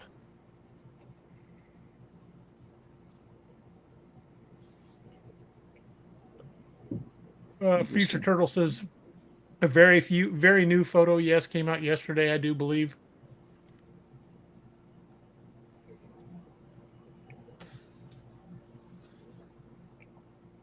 I hadn't seen that one. Hadn't heard about that one. I hadn't either. I'm going to have to look that one up, see if I can find it. Yeah. Yeah, I always, I would love to have a house or a cabin where I had some property, but then you got to think about, the further you move into nature, the more nature is going to move in on you. That's a fact. Yeah. I was just reading an article earlier today that not when you're not even talking about cryptids, I believe it was National Geographic that has done a study that it shows that wild animal attacks on humans are on the rise across the planet. So we're seeing a trend of animals competing more and more with people for resources. We are going to see more where we're encroaching into their hunting territory. So at that point, tempers flare and animals get dangerous. Mm-hmm. Well, I mean, it's just like the reports that you've talked about in Missouri about people catching seeing Bigfoot creatures raiding dumpsters, Mm-hmm. in towns. It's just we're in their home turf, so and they're opportunistic, so they're gonna find food where they can find it. You know what I mean? Yeah. Right. Well, it's like when bears tear the doors off of cars, in these Exactly. national parks. Time Cop says, are Bigfoot territorial with one another? Any stories of these creatures warring against each other? There's legends among the Choctaw Native American tribe of Bigfoot and Dogman clans going to war over resources. There's also lots of stories where hunters have been chased out of an area, had kills taken. So I would say yes. Probably it varies up to the degree varies from clan to clan. But I would say, they are very capable of being territorial, especially if their food supply is threatened. Well, then I would think there'd probably some variation too with just the type of critter too. Mhm. I would think that something like a gugway that is more aggressive would be a little bit more territorial than one of the more intelligent types like I'm probably butchering the name, is it Chiatanka? That's the Lakota word for Bigfoot. Yeah, Shiyatanka. Yeah, because those the descriptions of those are much more like a hairy man, than face eating animal.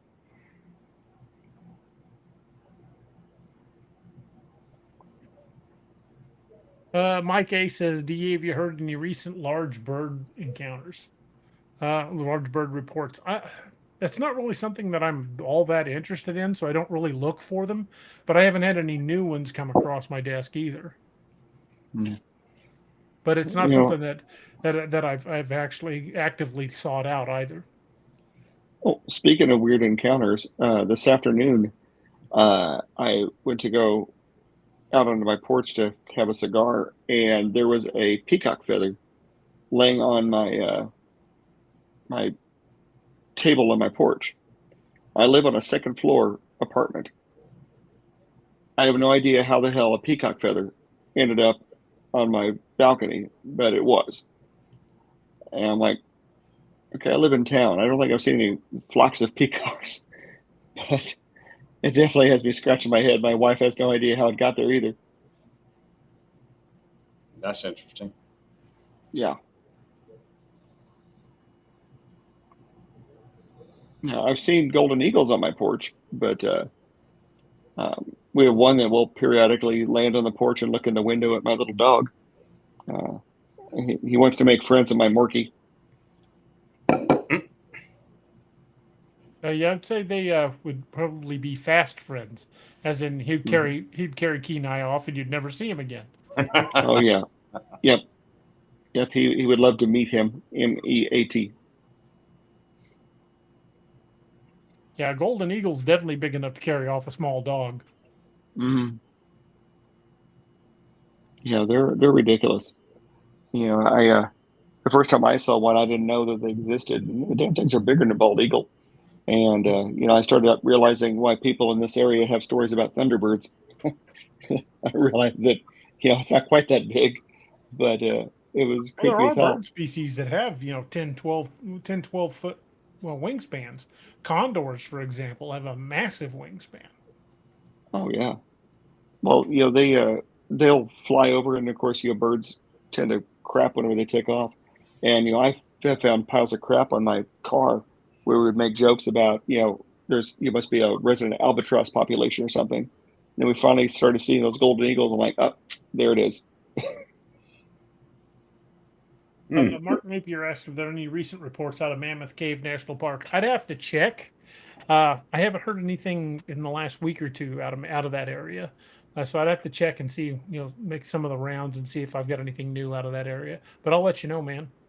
The newest thing that I've seen out of Mammoth Cave is that one that I was telling you about, and it's still kind of up in the air whether that was 2019, 2020, or 2021. Well, even if it was 21 or even 19, I mean that's still within the last 5 years. So I would put it as definitely a recent sighting, especially when we look at some of these historical sightings that date back to the 1800s, like the night we did the show about the attack in Arkansas back in the 1820s or something like that. So some of these stories date pretty far back, but there's still sightings in those areas. A lot of these areas where we've had historical sightings, like the one that we did on the Bigfoot attack in the Florida swamp on the Florida Georgia line, still sightings in that area. So looking at historical accounts still gives us a good indication of where they might still be today.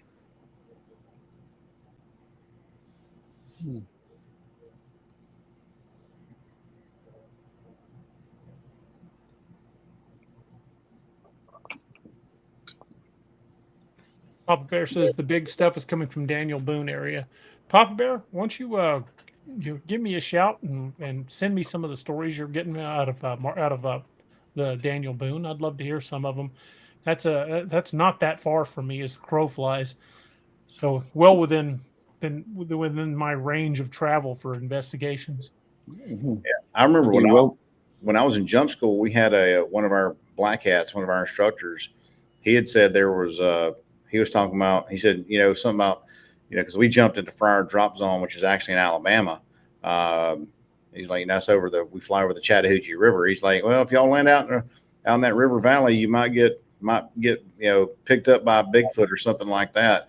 And I was wondering if anybody in the Chattahoochee River area has, if you're in that area down there, Georgia, Alabama area on the border, if y'all have had any activity down there, that'd be kind of interesting to know.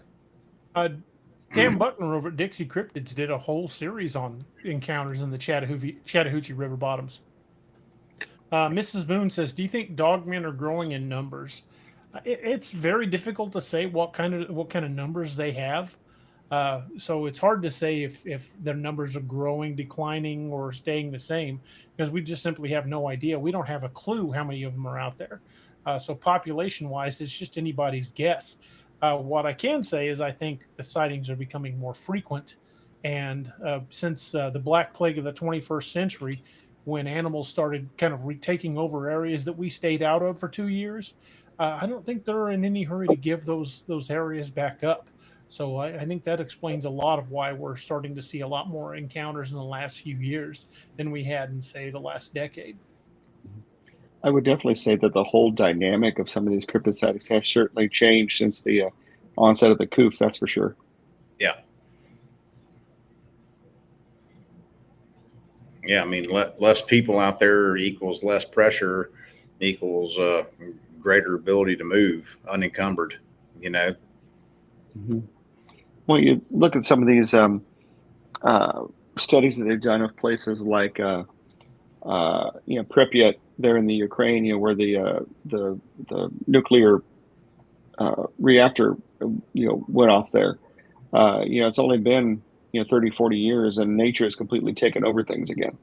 And exactly. It wouldn't take much, to see whatever the natural order of things is to take over.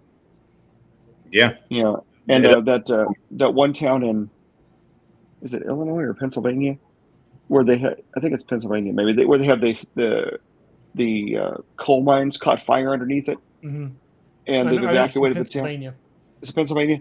I'm drawing a complete blank here, but that's only been just 20 years, and it's all, I mean, the roads are gone, the trees and the grass and everything have literally like taken over the blacktop, and it's pretty ridiculous. Our whole modern existence is so tenuous, and the world would spit us out in a heartbeat once we're gone.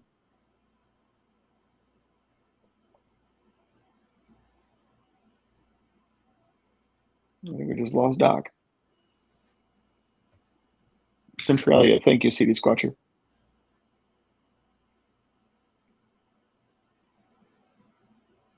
Yeah, that would, if I remember correctly, that was a coal mine that caught fire when they were burning trash, and it just happened to catch a vein on fire, and it's been burning for what, 50 years or something like that. Something like that, yeah. Centralia, Pennsylvania. Yeah, they were burning trash in a dump, and apparently it set off a vein of anthracite, and they tried various methods to try to put it out, and they couldn't, and it's just burning underneath it now.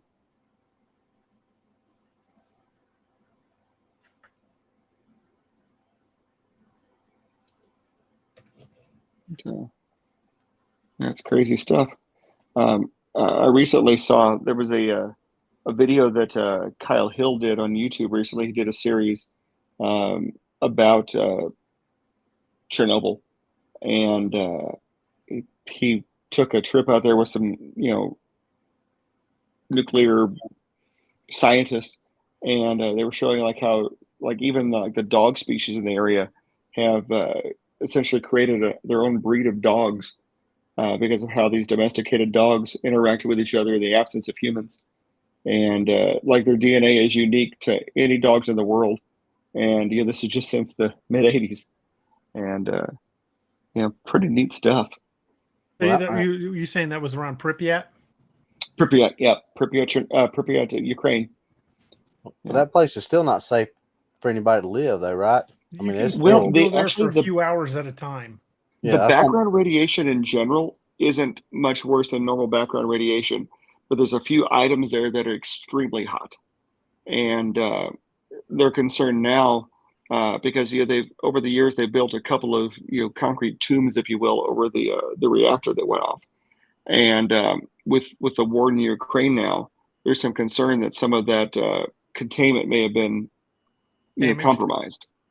But like as far as background radiation, you could stand right outside the power plant there, and it wouldn't be much worse than background radiation. But like for example, there's the blade off of a or what do you call it? Not I guess a backhoe, like a digging blade off of some kind of piece of construction equipment, and that digging blade itself is like ridiculously hot.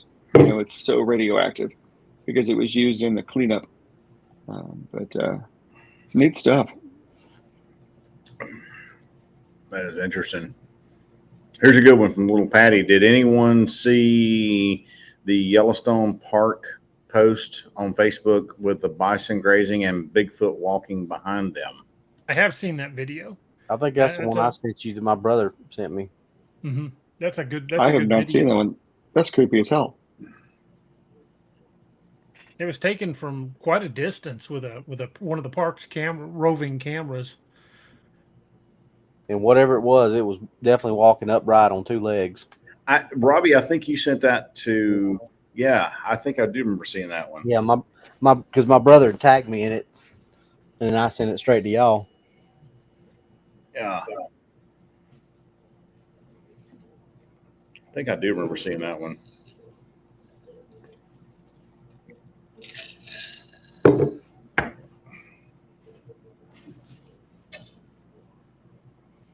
I'm more impressed with all the videos coming out of Yellowstone where the people are inappropriately interacting with the bison and getting messed up. That's natural selection at its finest. I was pretty glad to say that, DA. That's kind of my thought. I was like, yep, you know what?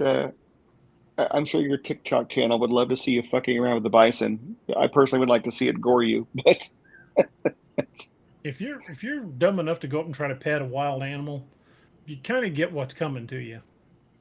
Well, the most scared I've ever been in my life was around a domesticated cow, and I was at my my uncle's farm. One summer, it was kind of like this summer where we were kind of living in Satan's butthole, and I happened to notice that the water troughs were empty, and so I was trying to fill the water troughs up for the animals, and I heard a moo behind me, and I cleared a 6-foot gate without touching it, and I was about as athletic then as I am now, only to find that there was a cow with 2 calves standing there, and she didn't really like me being inside the fence. And that'll happen. That I learned my lesson.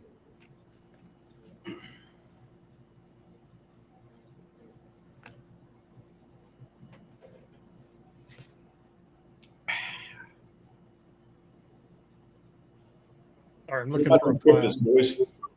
What's that? I said, what about them cryptids, boys?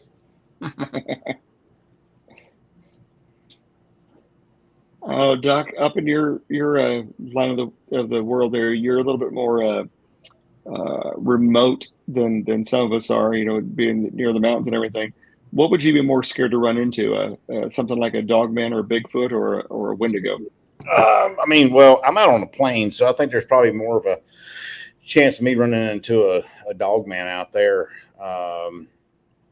So yeah, and actually, good thing you say that, because I've got a story from Prowers County, Colorado. This dude had a Dogman encounter. Y'all want to hear it? Absolutely. Sure. All right. So this dude said, this has been 6 years ago. So this dude's like 30 something now. He said, I live in the middle of nowhere, literally. He said, I was getting home late one day after dropping my sister off at the airport in Lamar, Colorado. I live just under 7 miles north of the Oklahoma border on 250 acres of land, and I run a trap line on my property for coyotes. And the area he's talking about, if y'all know that little strip of Oklahoma that Texas didn't want and Colorado didn't want, they used to be called no man's land, or the Badlands back in the Panhandle area. Yeah, in the 1800s, 1880s. But he lives just around that area, just over there, just north of that little spit of land that sticks out there. And he said, I was checking a couple of traps headed south. That's when I saw this thing. At first I thought it was a coyote, but then I was like, as I got closer, I realized it was a big coyote, and it was on all fours, trying to get the trap up. And it was almost 5 feet tall on all fours. It was caught around the trap, making a dust cloud. He said, I use a Duke number 3 leg hold trap, whatever the hell that is. I'm not a trapper. He said, anyway, I slammed on my brakes, truck stalled because it's a manual. I was fumbling for my keys to start it. It's an old farm truck with a carburetor on it. It had quite an afterfire. And once it backfired, the thing lunged and roared. He said, I saw that it had its hand, not a paw, but a hand. Its right hand, to be exact, caught in a trap. It had probably been looking for the dead rabbit I had in the bait hole next to the trap. It then stood up and ripped the 2 earth anchors I had 24 inches in the ground right out. A coyote, a coyote ain't gonna do that. It said it took him. He said it took me a long time to put them in the ground with a 10-pound hammer, but it pulled them straight out within seconds. He said after it did that, it just stood there looking at me. He said it felt like an eternity, and I knew my 357 Magnum would do nothing to stop this thing if it came at me. He said, I prayed to God it wouldn't come for me in my truck. I was looking at it in shock and awe. I noticed that it had orange eyes. They weren't glowing. Instead, they had a tint, like a cat's eyes in the dark, a reflection. And he said, reflecting in my headlights. I can't be sure. He said, but then it took a step towards me. As it stood up, it was well over 8 feet tall, showing me its teeth, and they were huge. The longest had to have been at least a few inches long. It then growled and was gone in the blink of an eye. He said, I was scared crapless. I jammed the truck in gear, spun the tires, and got out of Dodge. He said, it seemed like an eternity, but it must have been like 30 seconds at max. This is where it gets interesting. He said, I later returned with a native friend of mine. He's part Arapaho, and I grew up with him and trusted him. He told me some stories that were passed down through his grandparents' tribe, and mentioned something about a loup-garou, or a rougarou, or a French werewolf. He told me how fur trappers in the late 1700s and 1800s were chased off land in the Rockies from this thing, or things like it. He said, after some research, I found those stories. And he said, I know it sounds silly for me to feel like this. He said, but I usually work to about 10, 11 at night, but I sleep with the lights on now.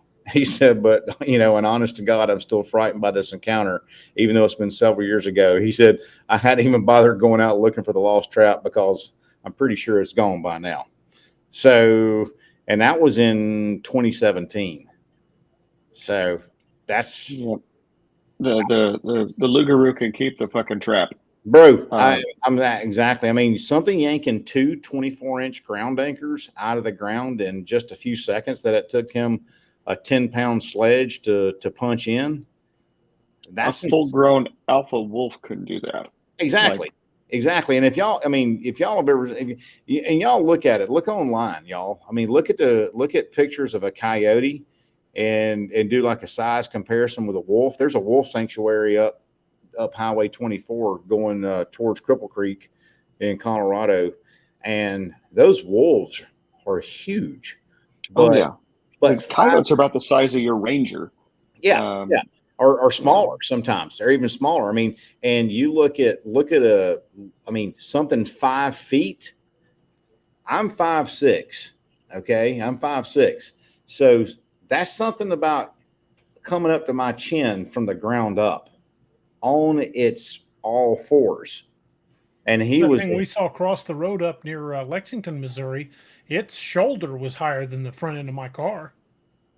Dude, that's what I'm saying, man. I mean, he said when that thing stood up, holy crap, right. And he said, it was definitely a hand that he saw, not a paw caught in the trap. It was a hand. And 5 foot tall with the haunches, that would be about the size of a wolfhound or bigger? 5 feet? 5 feet at the haunch, that would. I think the biggest wolfhound's probably its shoulders probably hip high, maybe a little higher. That's even bigger than the Ovcharka, the Caucasian Ovcharkas, man. Those Ovcharkas are huge, but I don't think they're 5 feet at the shoulders, man. At the withers, as horse people call them. That's what I was thinking of. Yeah, that's freaking huge. That's horse size. Yeah, and whenever seeing the reflection, the eye shine off that thing, coyotes, I know from experience, they're kind of a yellowish green color. Kind of like it's a light green, light yellow, I guess, like my birthstone. August is peridot, so it's kind of that color, but. I can't even imagine seeing that. It'd been a brown pants moment for sure. I was gonna say coyotes look kind of like Data's eyes off of Star Trek. And these chartreuse kind of color. Yeah, and where this cat lives out in the area, out in the Lamar County area, Powers, Colorado. That's kind of the same topography as we have out where I live, out east of Colorado Springs. It's kind of the high plains desert. And so that's what I would expect to see out there. And is that kind of the Garden of the Gods area, or is that kind of the Garden of the Gods area? No, I'm about 25 miles east of Garden of the Gods. Okay. Gotcha. If you're going towards freaking Lyman, Limon, Lyman, Colorado, I'm out that way. So gotcha. I mean, it's big. Okay, so Mark Beisel, I'm sorry if I slaughter your last name, brother. I think a number 3 trap is for mountain lions and wolves. So that's a big trap. That's a pretty decent sized trap, and for it to yank up 2 24-inch ground anchors, that's a hoss right there, and that's right out here. And that was taken off of the Dogman Encounter website. Yeah, Dogman Encounter website. So this dude's on Encounter. So we were talking before the show and trying to get encounters from the areas, and I was like, that one to me is pretty doggone interesting, because that's definitely puckers my butthole. Yeah, I mean, that's not far from me, man. That's not very far from me at all. So, like, if I'm coming down to Texas and I'm taking the east and southerly approach, I'm going to be passing through that area.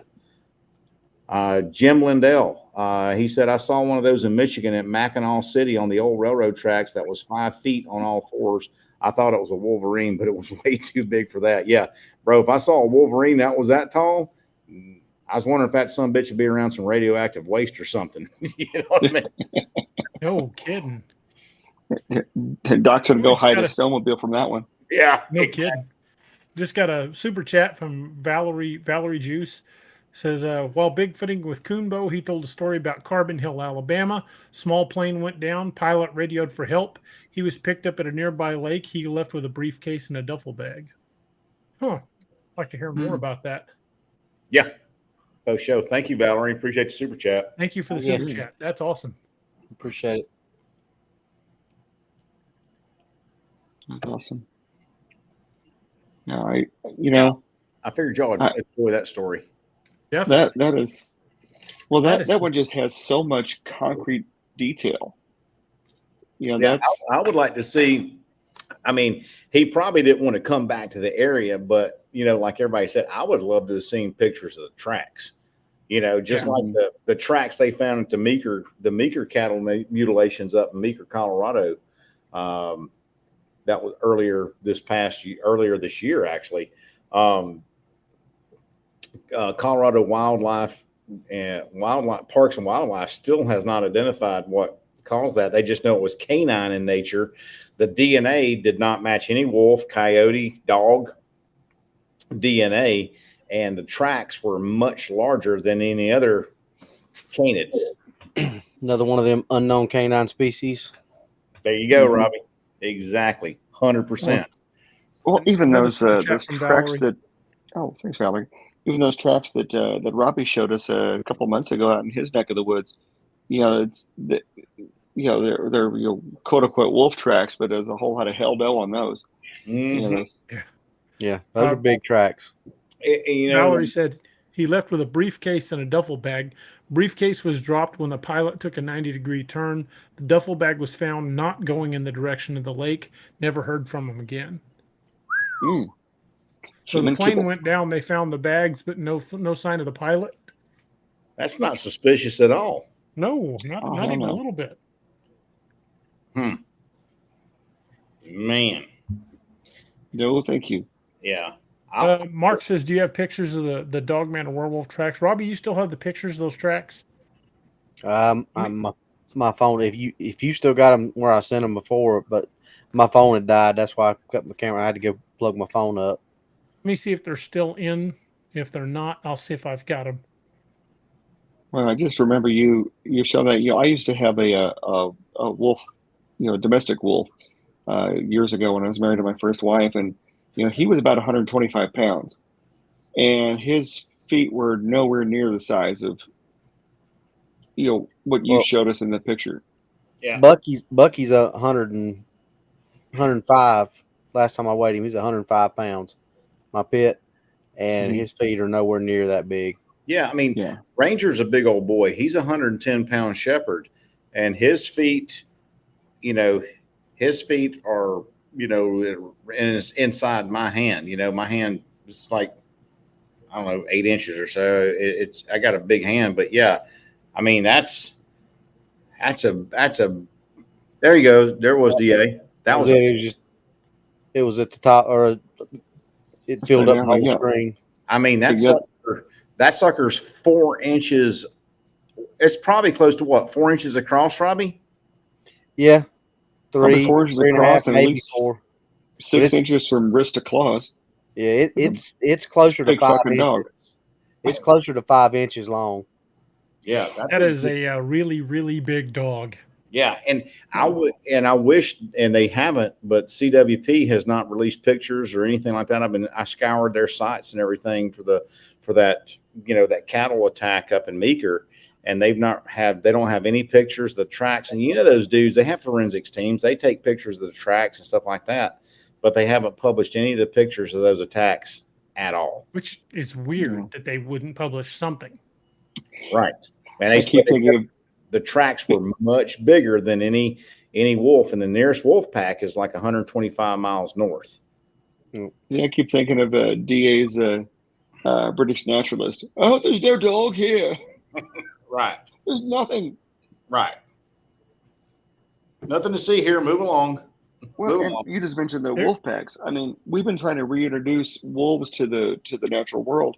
So, because of all the research is being done with them, we know where these wolves are. We can account for the vast majority of these wolves. That was a different track in a different area, but that still was a good size. But that track, as big as it looks next to my 11.5-inch foot beside it, It's a big boy. that track would fit inside that other track I found at my dad's. Oh, easy. That's big. And that's like I said, that's a big track, but it's not as big as that one that I found at my dad's. Still a good sized track. Yeah, that's a good sized track. But that other one was much bigger. It looked like. Yeah, like I said, that track next to my boot, that would fit inside the other track. Yeah, for sure. Oh, easy. Good night, Lori. Easy. Have a good night. Now, Lori. Oh, we one other thing I wanted to bring up. Yeah. I wanted to be able to show the whole picture, but it's not showing the way I wanted. Just another great example of adaptive camouflage, but I'm not getting the whole image. Oh, I know how I can do it. Sometimes this is easier than just putting it, than uploading it.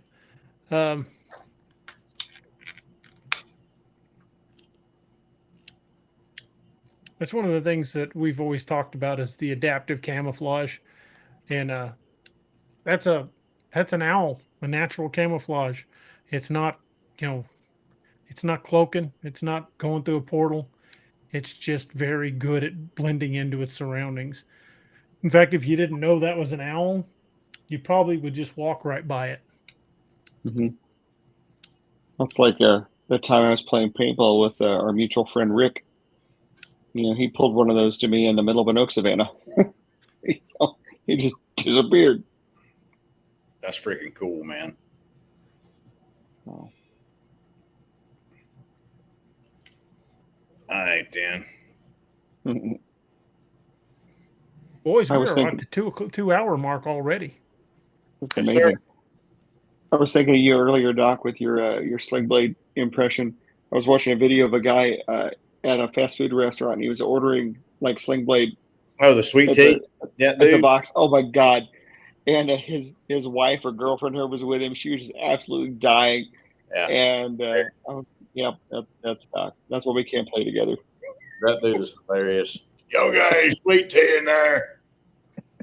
All right, give me a big one. Yeah, that's funny. Well, since we're over the 2 hour mark, Doc, you want to tell us a little bit about Dark Angel Medical? Heck yeah, man. I'll be happy to do that just for a quick second. So Dark Angel Medical, we're a veteran-owned small business. We specialize in making, as Hank Hill would say, I'll sell trauma kits and trauma kit accessories. But we don't just do trauma kits. We do anything from minor trauma first aid to major trauma first aid, anything from a little boo-boo kit all the way up to a mass casualty bag, to cases for your hard cases for your cars, boats, RVs, things like that. And not only do we have the products, but we also offer the training. I've been traveling for the last several weeks on the road, teaching classes and things like that. So we teach classes to folks to be more prepared. You don't have to have any kind of medical background to come into one of our classes. If you head over to our website, darkangelmedical.com, and use a coupon code Cryptid25, that'll give you 25% off your order. All of our kits are HSA, FSA eligible. And if you ever use one of our kits to save a life, then we will replace what you have used 100% free of charge. And that is called our Kit for Life Guarantee. Our big objective here, our mission is to empower people with knowledge and confidence and the right tools to do the job quickly and effectively, because your life can be measured literally in seconds. You think about it, you've got about 120 seconds of free bleeding before you're deep in a hurt locker. You'll have 1 foot on a grave and 1 in an nanner peel. So that's not a whole lot of time to sit there and vacillate back and forth on what you're going to do. You got to figure out what you got to do with a quickness and act very decisively. And so our kits give people a good opportunity to do that, because we lay them out with solid, proven products that I've used, that other friends of mine have used in austere environments. And so if y'all head over to our website, check us out at darkangelmedical.com. Check our training schedule out for in-person classes. If you can't make an in-person class, you can do our online training, and you have up to a month to get that accomplished, which is plenty of time to get that good information in.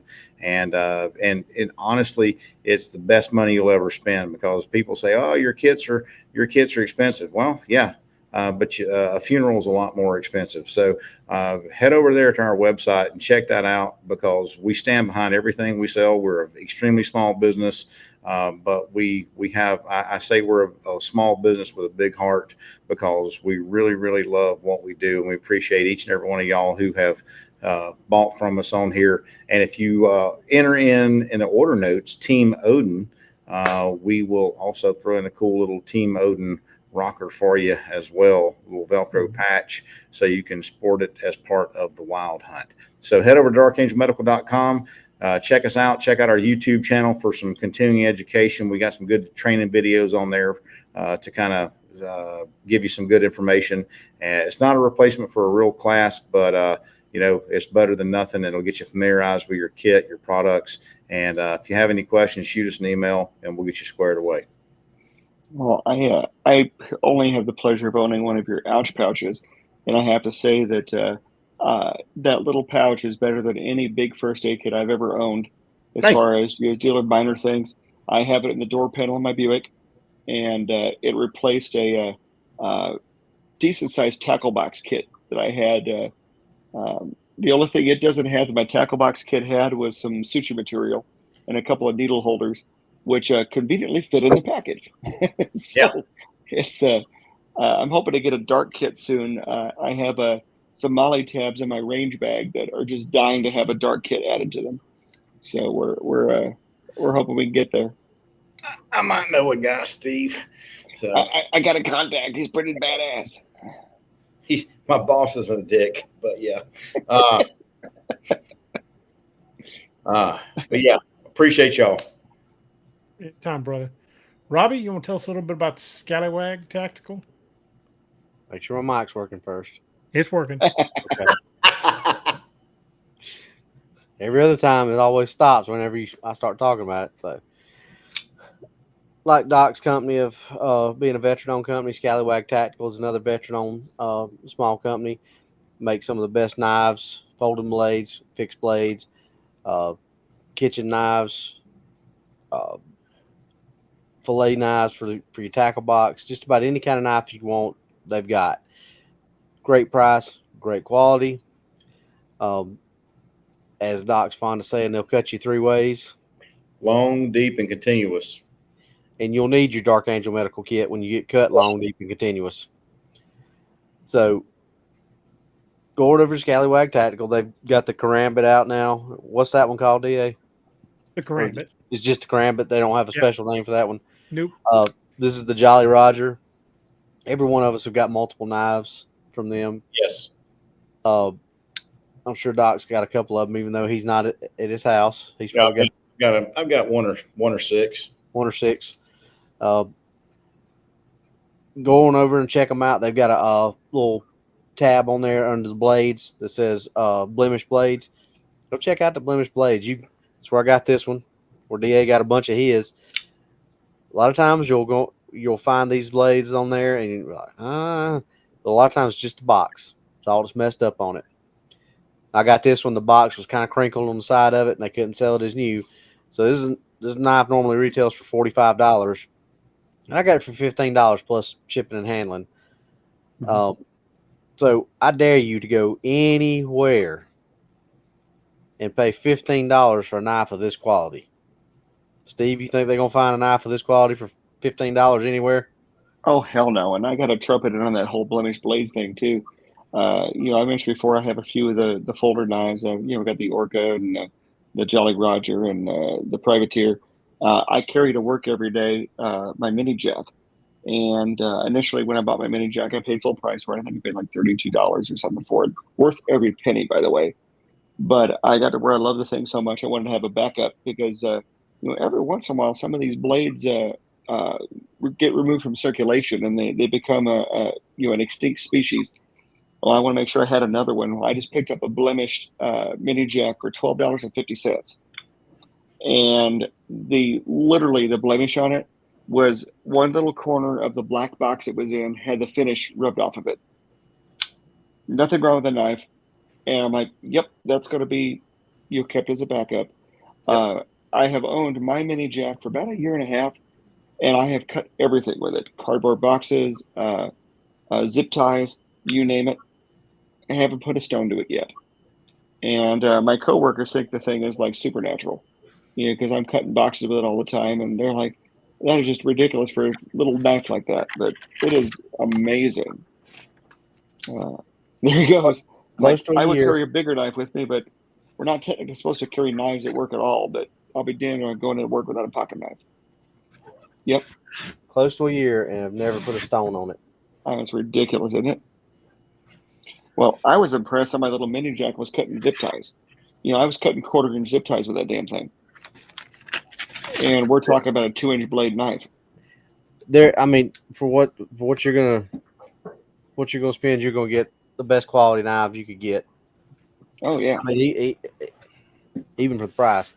And go find you some of those good deals on their blemish blade section. And when you go to checkout, hit code DA Roberts 10. You'll get an extra 10% off of that too. On top of that. Mm-hmm. And if you and what I like about Craig is it gives you the education too. I mentioned on a previous call, my very first scallywag blade was a privateer. Well, the privateer is made out of D2 die steel, which is really freaking hard. Well, those of you who work with knives know that the harder the steel, the more fragile it is, right? The more easily it break. Well, being an uneducated dumbass, I was trying to pry something with it, and I broke the tip off of it. I owned the knife like a week. I broke like 1/8 of an inch off the top of the thing. And of course, I felt like a complete moron. And I emailed Craig, and he, very politely chastised and educated me. He's like, do that with a cheap knife. Don't do that with one of these. And I'm like, yeah, I understand. He goes, send it to us. We'll pay for the shipping. We'll put a new edge on it.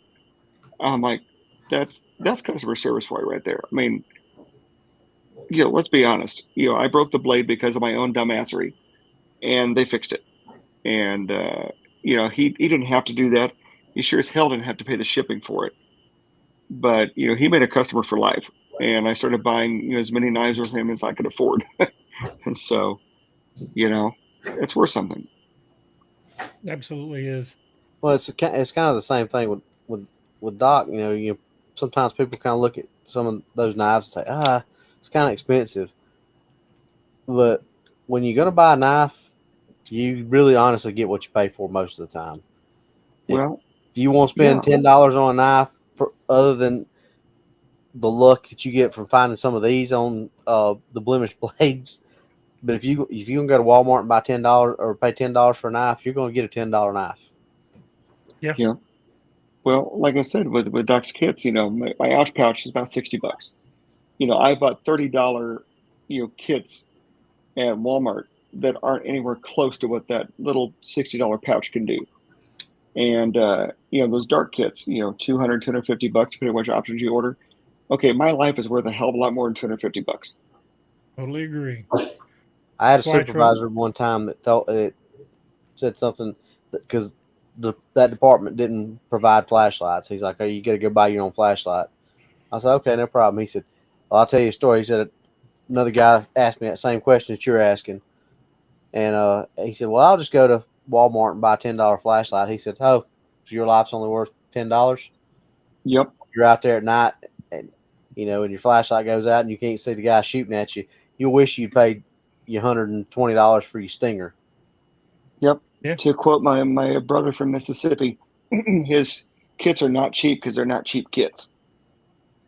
And that applies to knives and a few other things. I'm not too self-righteous, but my life is worth a hell of a lot more than a couple $100. Totally agree. Well, You our want to tell other us about Brock's Blades there, DA? Will do. Our other affiliate is Ken Brock over at brockblades.com.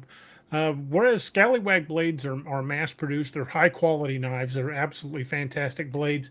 They are mass produced. If you buy two of the gunner's mates and put them side by side, they are going to be identical. Ken's blades are all handmade, hand forged. He puts the handles on them by hand. So there are no two that are identical. And if you know anybody that's an outdoorsman, be they a first responder, military veteran, hunter, cryptid hunter, the gift of a custom blade is something that'll be treasured. And these are high quality knives. I've got this one here. It's called the Skane Dew, which means black blade. It was a holdout blade carried by the Highlanders, and it came with a really great Kydex, molded Kydex sheath. Doc's got 2 or 3 of their blades. He's got the Street Weasel and the neck scalpel, and what was the other one? The Zero? The Zero, yeah. All fantastic blades, and I'm going to be collecting a few more Kens here in the next few months. Looking forward to adding those to my collection. But just absolute fantastic blades, high quality, and like you said, Ken makes every one of them by hand. Yes, and they are just absolute, not just works of art, but they are very functional works of art. Fantastic blades, high quality, and it's something that anybody that that is into knives would certainly treasure having a custom made blade. And if you order from his website, which is brockblades.com, use the discount code Cryptid10 for any of the existent blades that are available on the website. But if you order something custom, make sure you mention that you heard about brockblades.com from here on DAX Machina, and he will still give you the 10% off your order. So it's kind of a win-win there.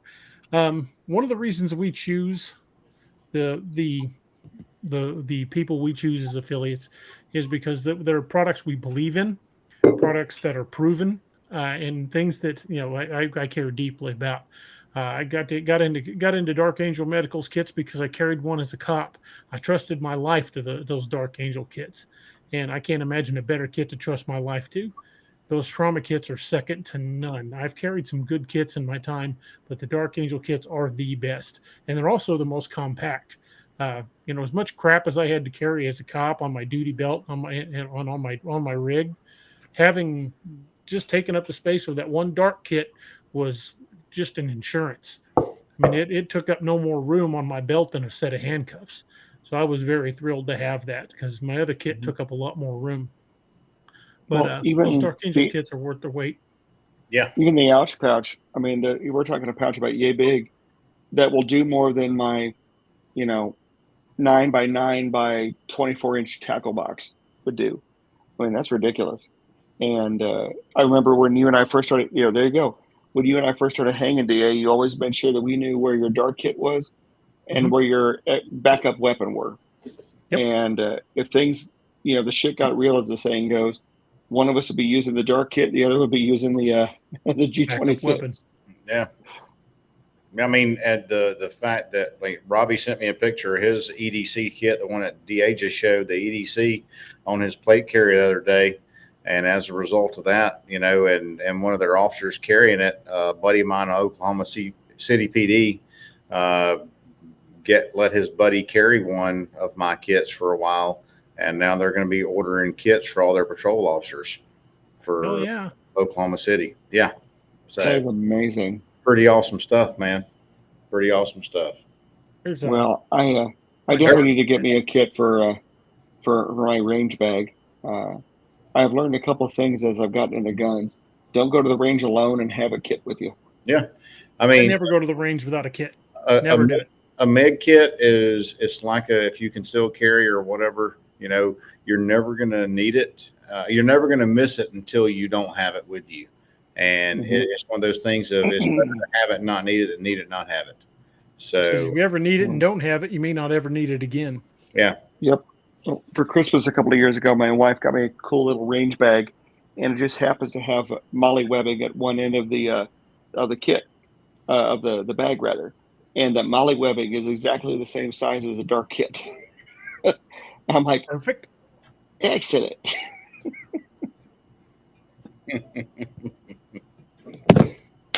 Robby, you want to tell us a little bit about What If It's True? I mean, what's really out there? Yeah, what's really out there? I'm sorry. What's really? He does that all the time. I'm like, I don't really know anything about what if it's true, but yeah, we've got some. Matter of fact, as soon as I get off here, I got the next 3 episodes that I gotta set up for the upload or set to go out. We got the Pickens County UFO story, the Mammoth Cave story, and the Big Thicket, Texas. So that'll carry us through the next 3 Wednesdays. Then we've got some other stuff coming up with a big, as Johnny liked to call it, a cross pollination. Yeah, that's going to be a good sequence there. That's what I'm looking forward to. There's been some teasers coming out, so I'm not going to say too much on here, but there's going to be some interesting stuff coming out over 4 channels, shall we say? 4 different channels, this one included. Mm-hmm. That's awesome. So we're gonna have one of them Texas Tornado tag team matches. Something like that. Well, as a reward for everybody that stuck around, because I know we were over 200 when we started talking about the affiliates, but we're still at 162. To show you guys we weren't completely done, I wanted to show you guys something, and this will be the first time it's been revealed in a public forum like this.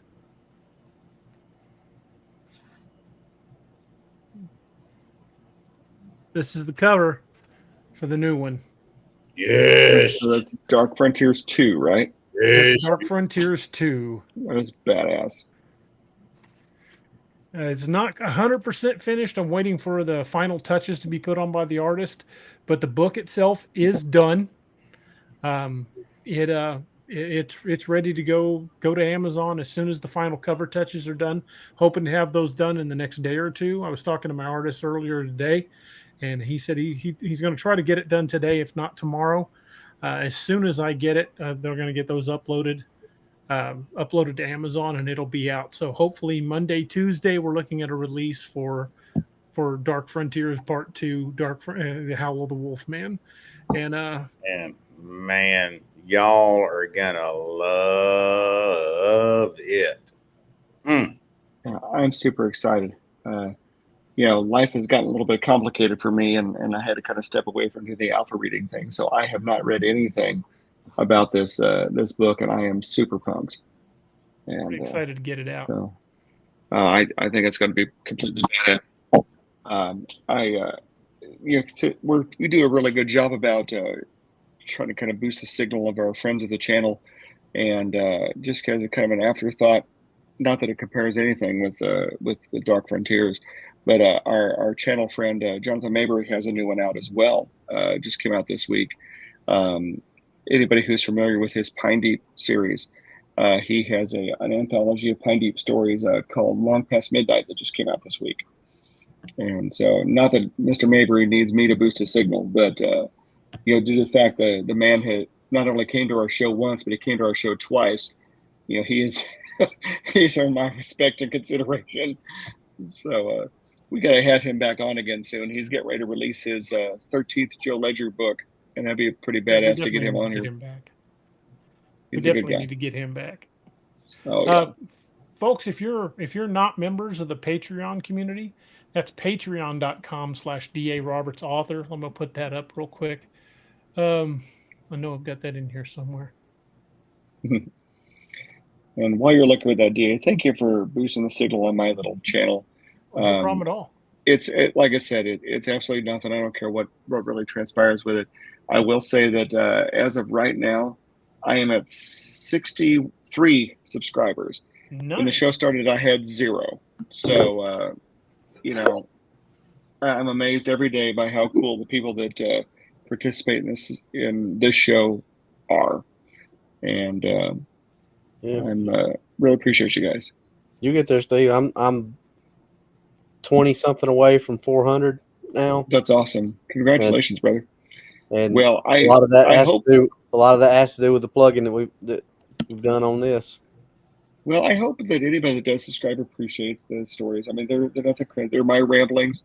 It's just the way my wife described it. It's like me telling a story sitting in a bar, and it basically kind of falls into the category of you only gonna believe this shit, that kind of thing. And it amuses me. It's cathartic for me.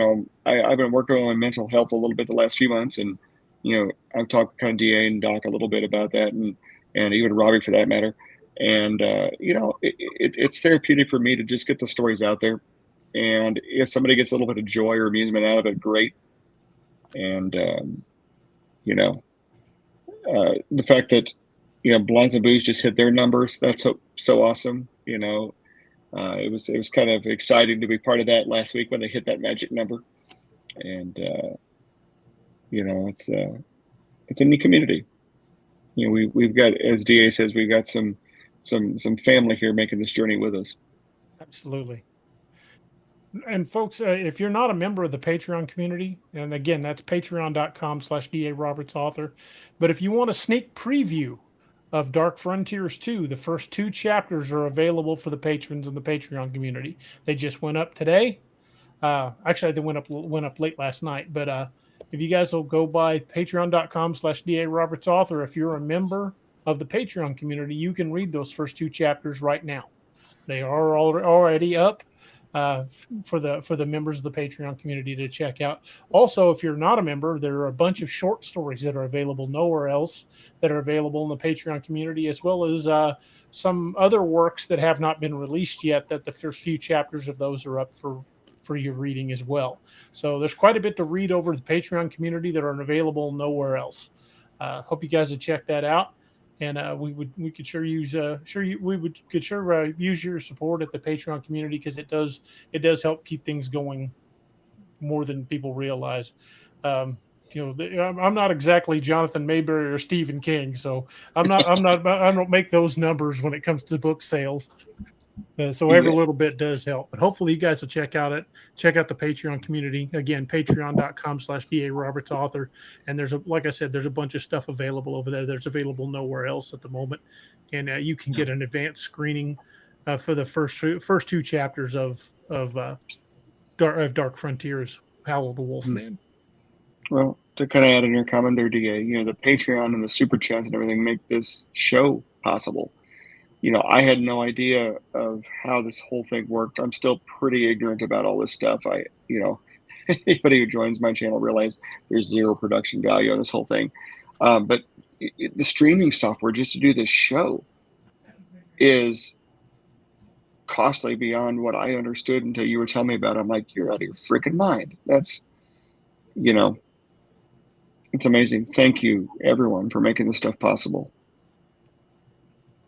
Definitely. Thank you guys for being part of the DAX Machina Nation. We're proud to have each and every one of you guys as part of the family.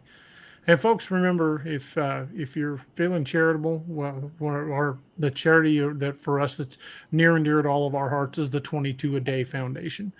We lose 22 veterans a day to suicide, and that is 22 too many. So support your veterans, your first responders.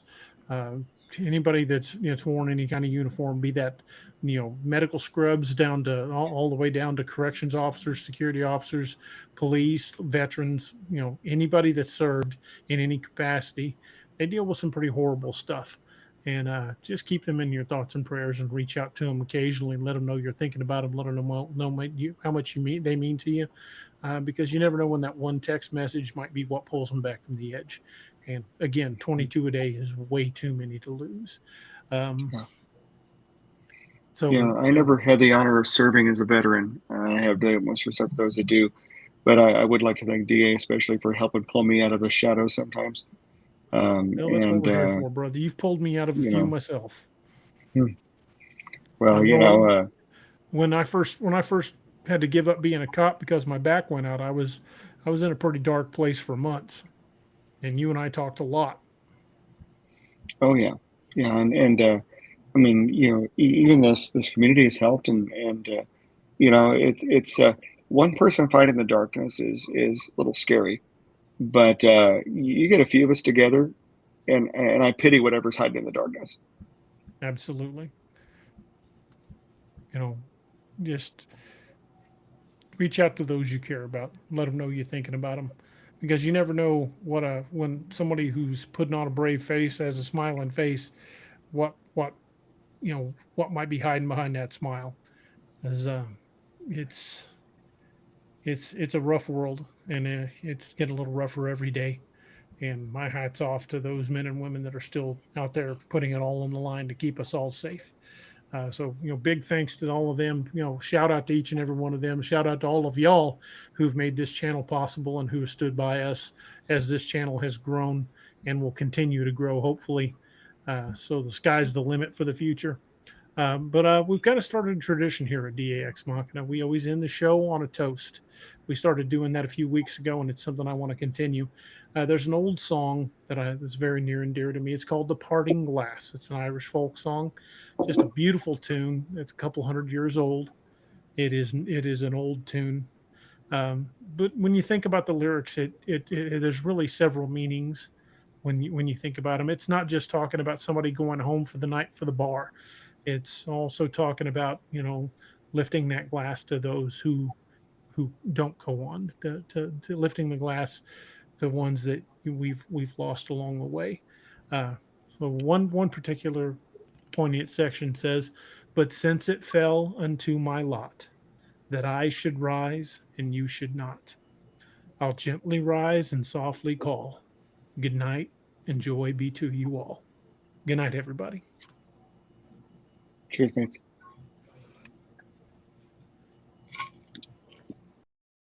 Thank you for joining us. Catch us again Wednesdays and Saturdays on DAX Machina.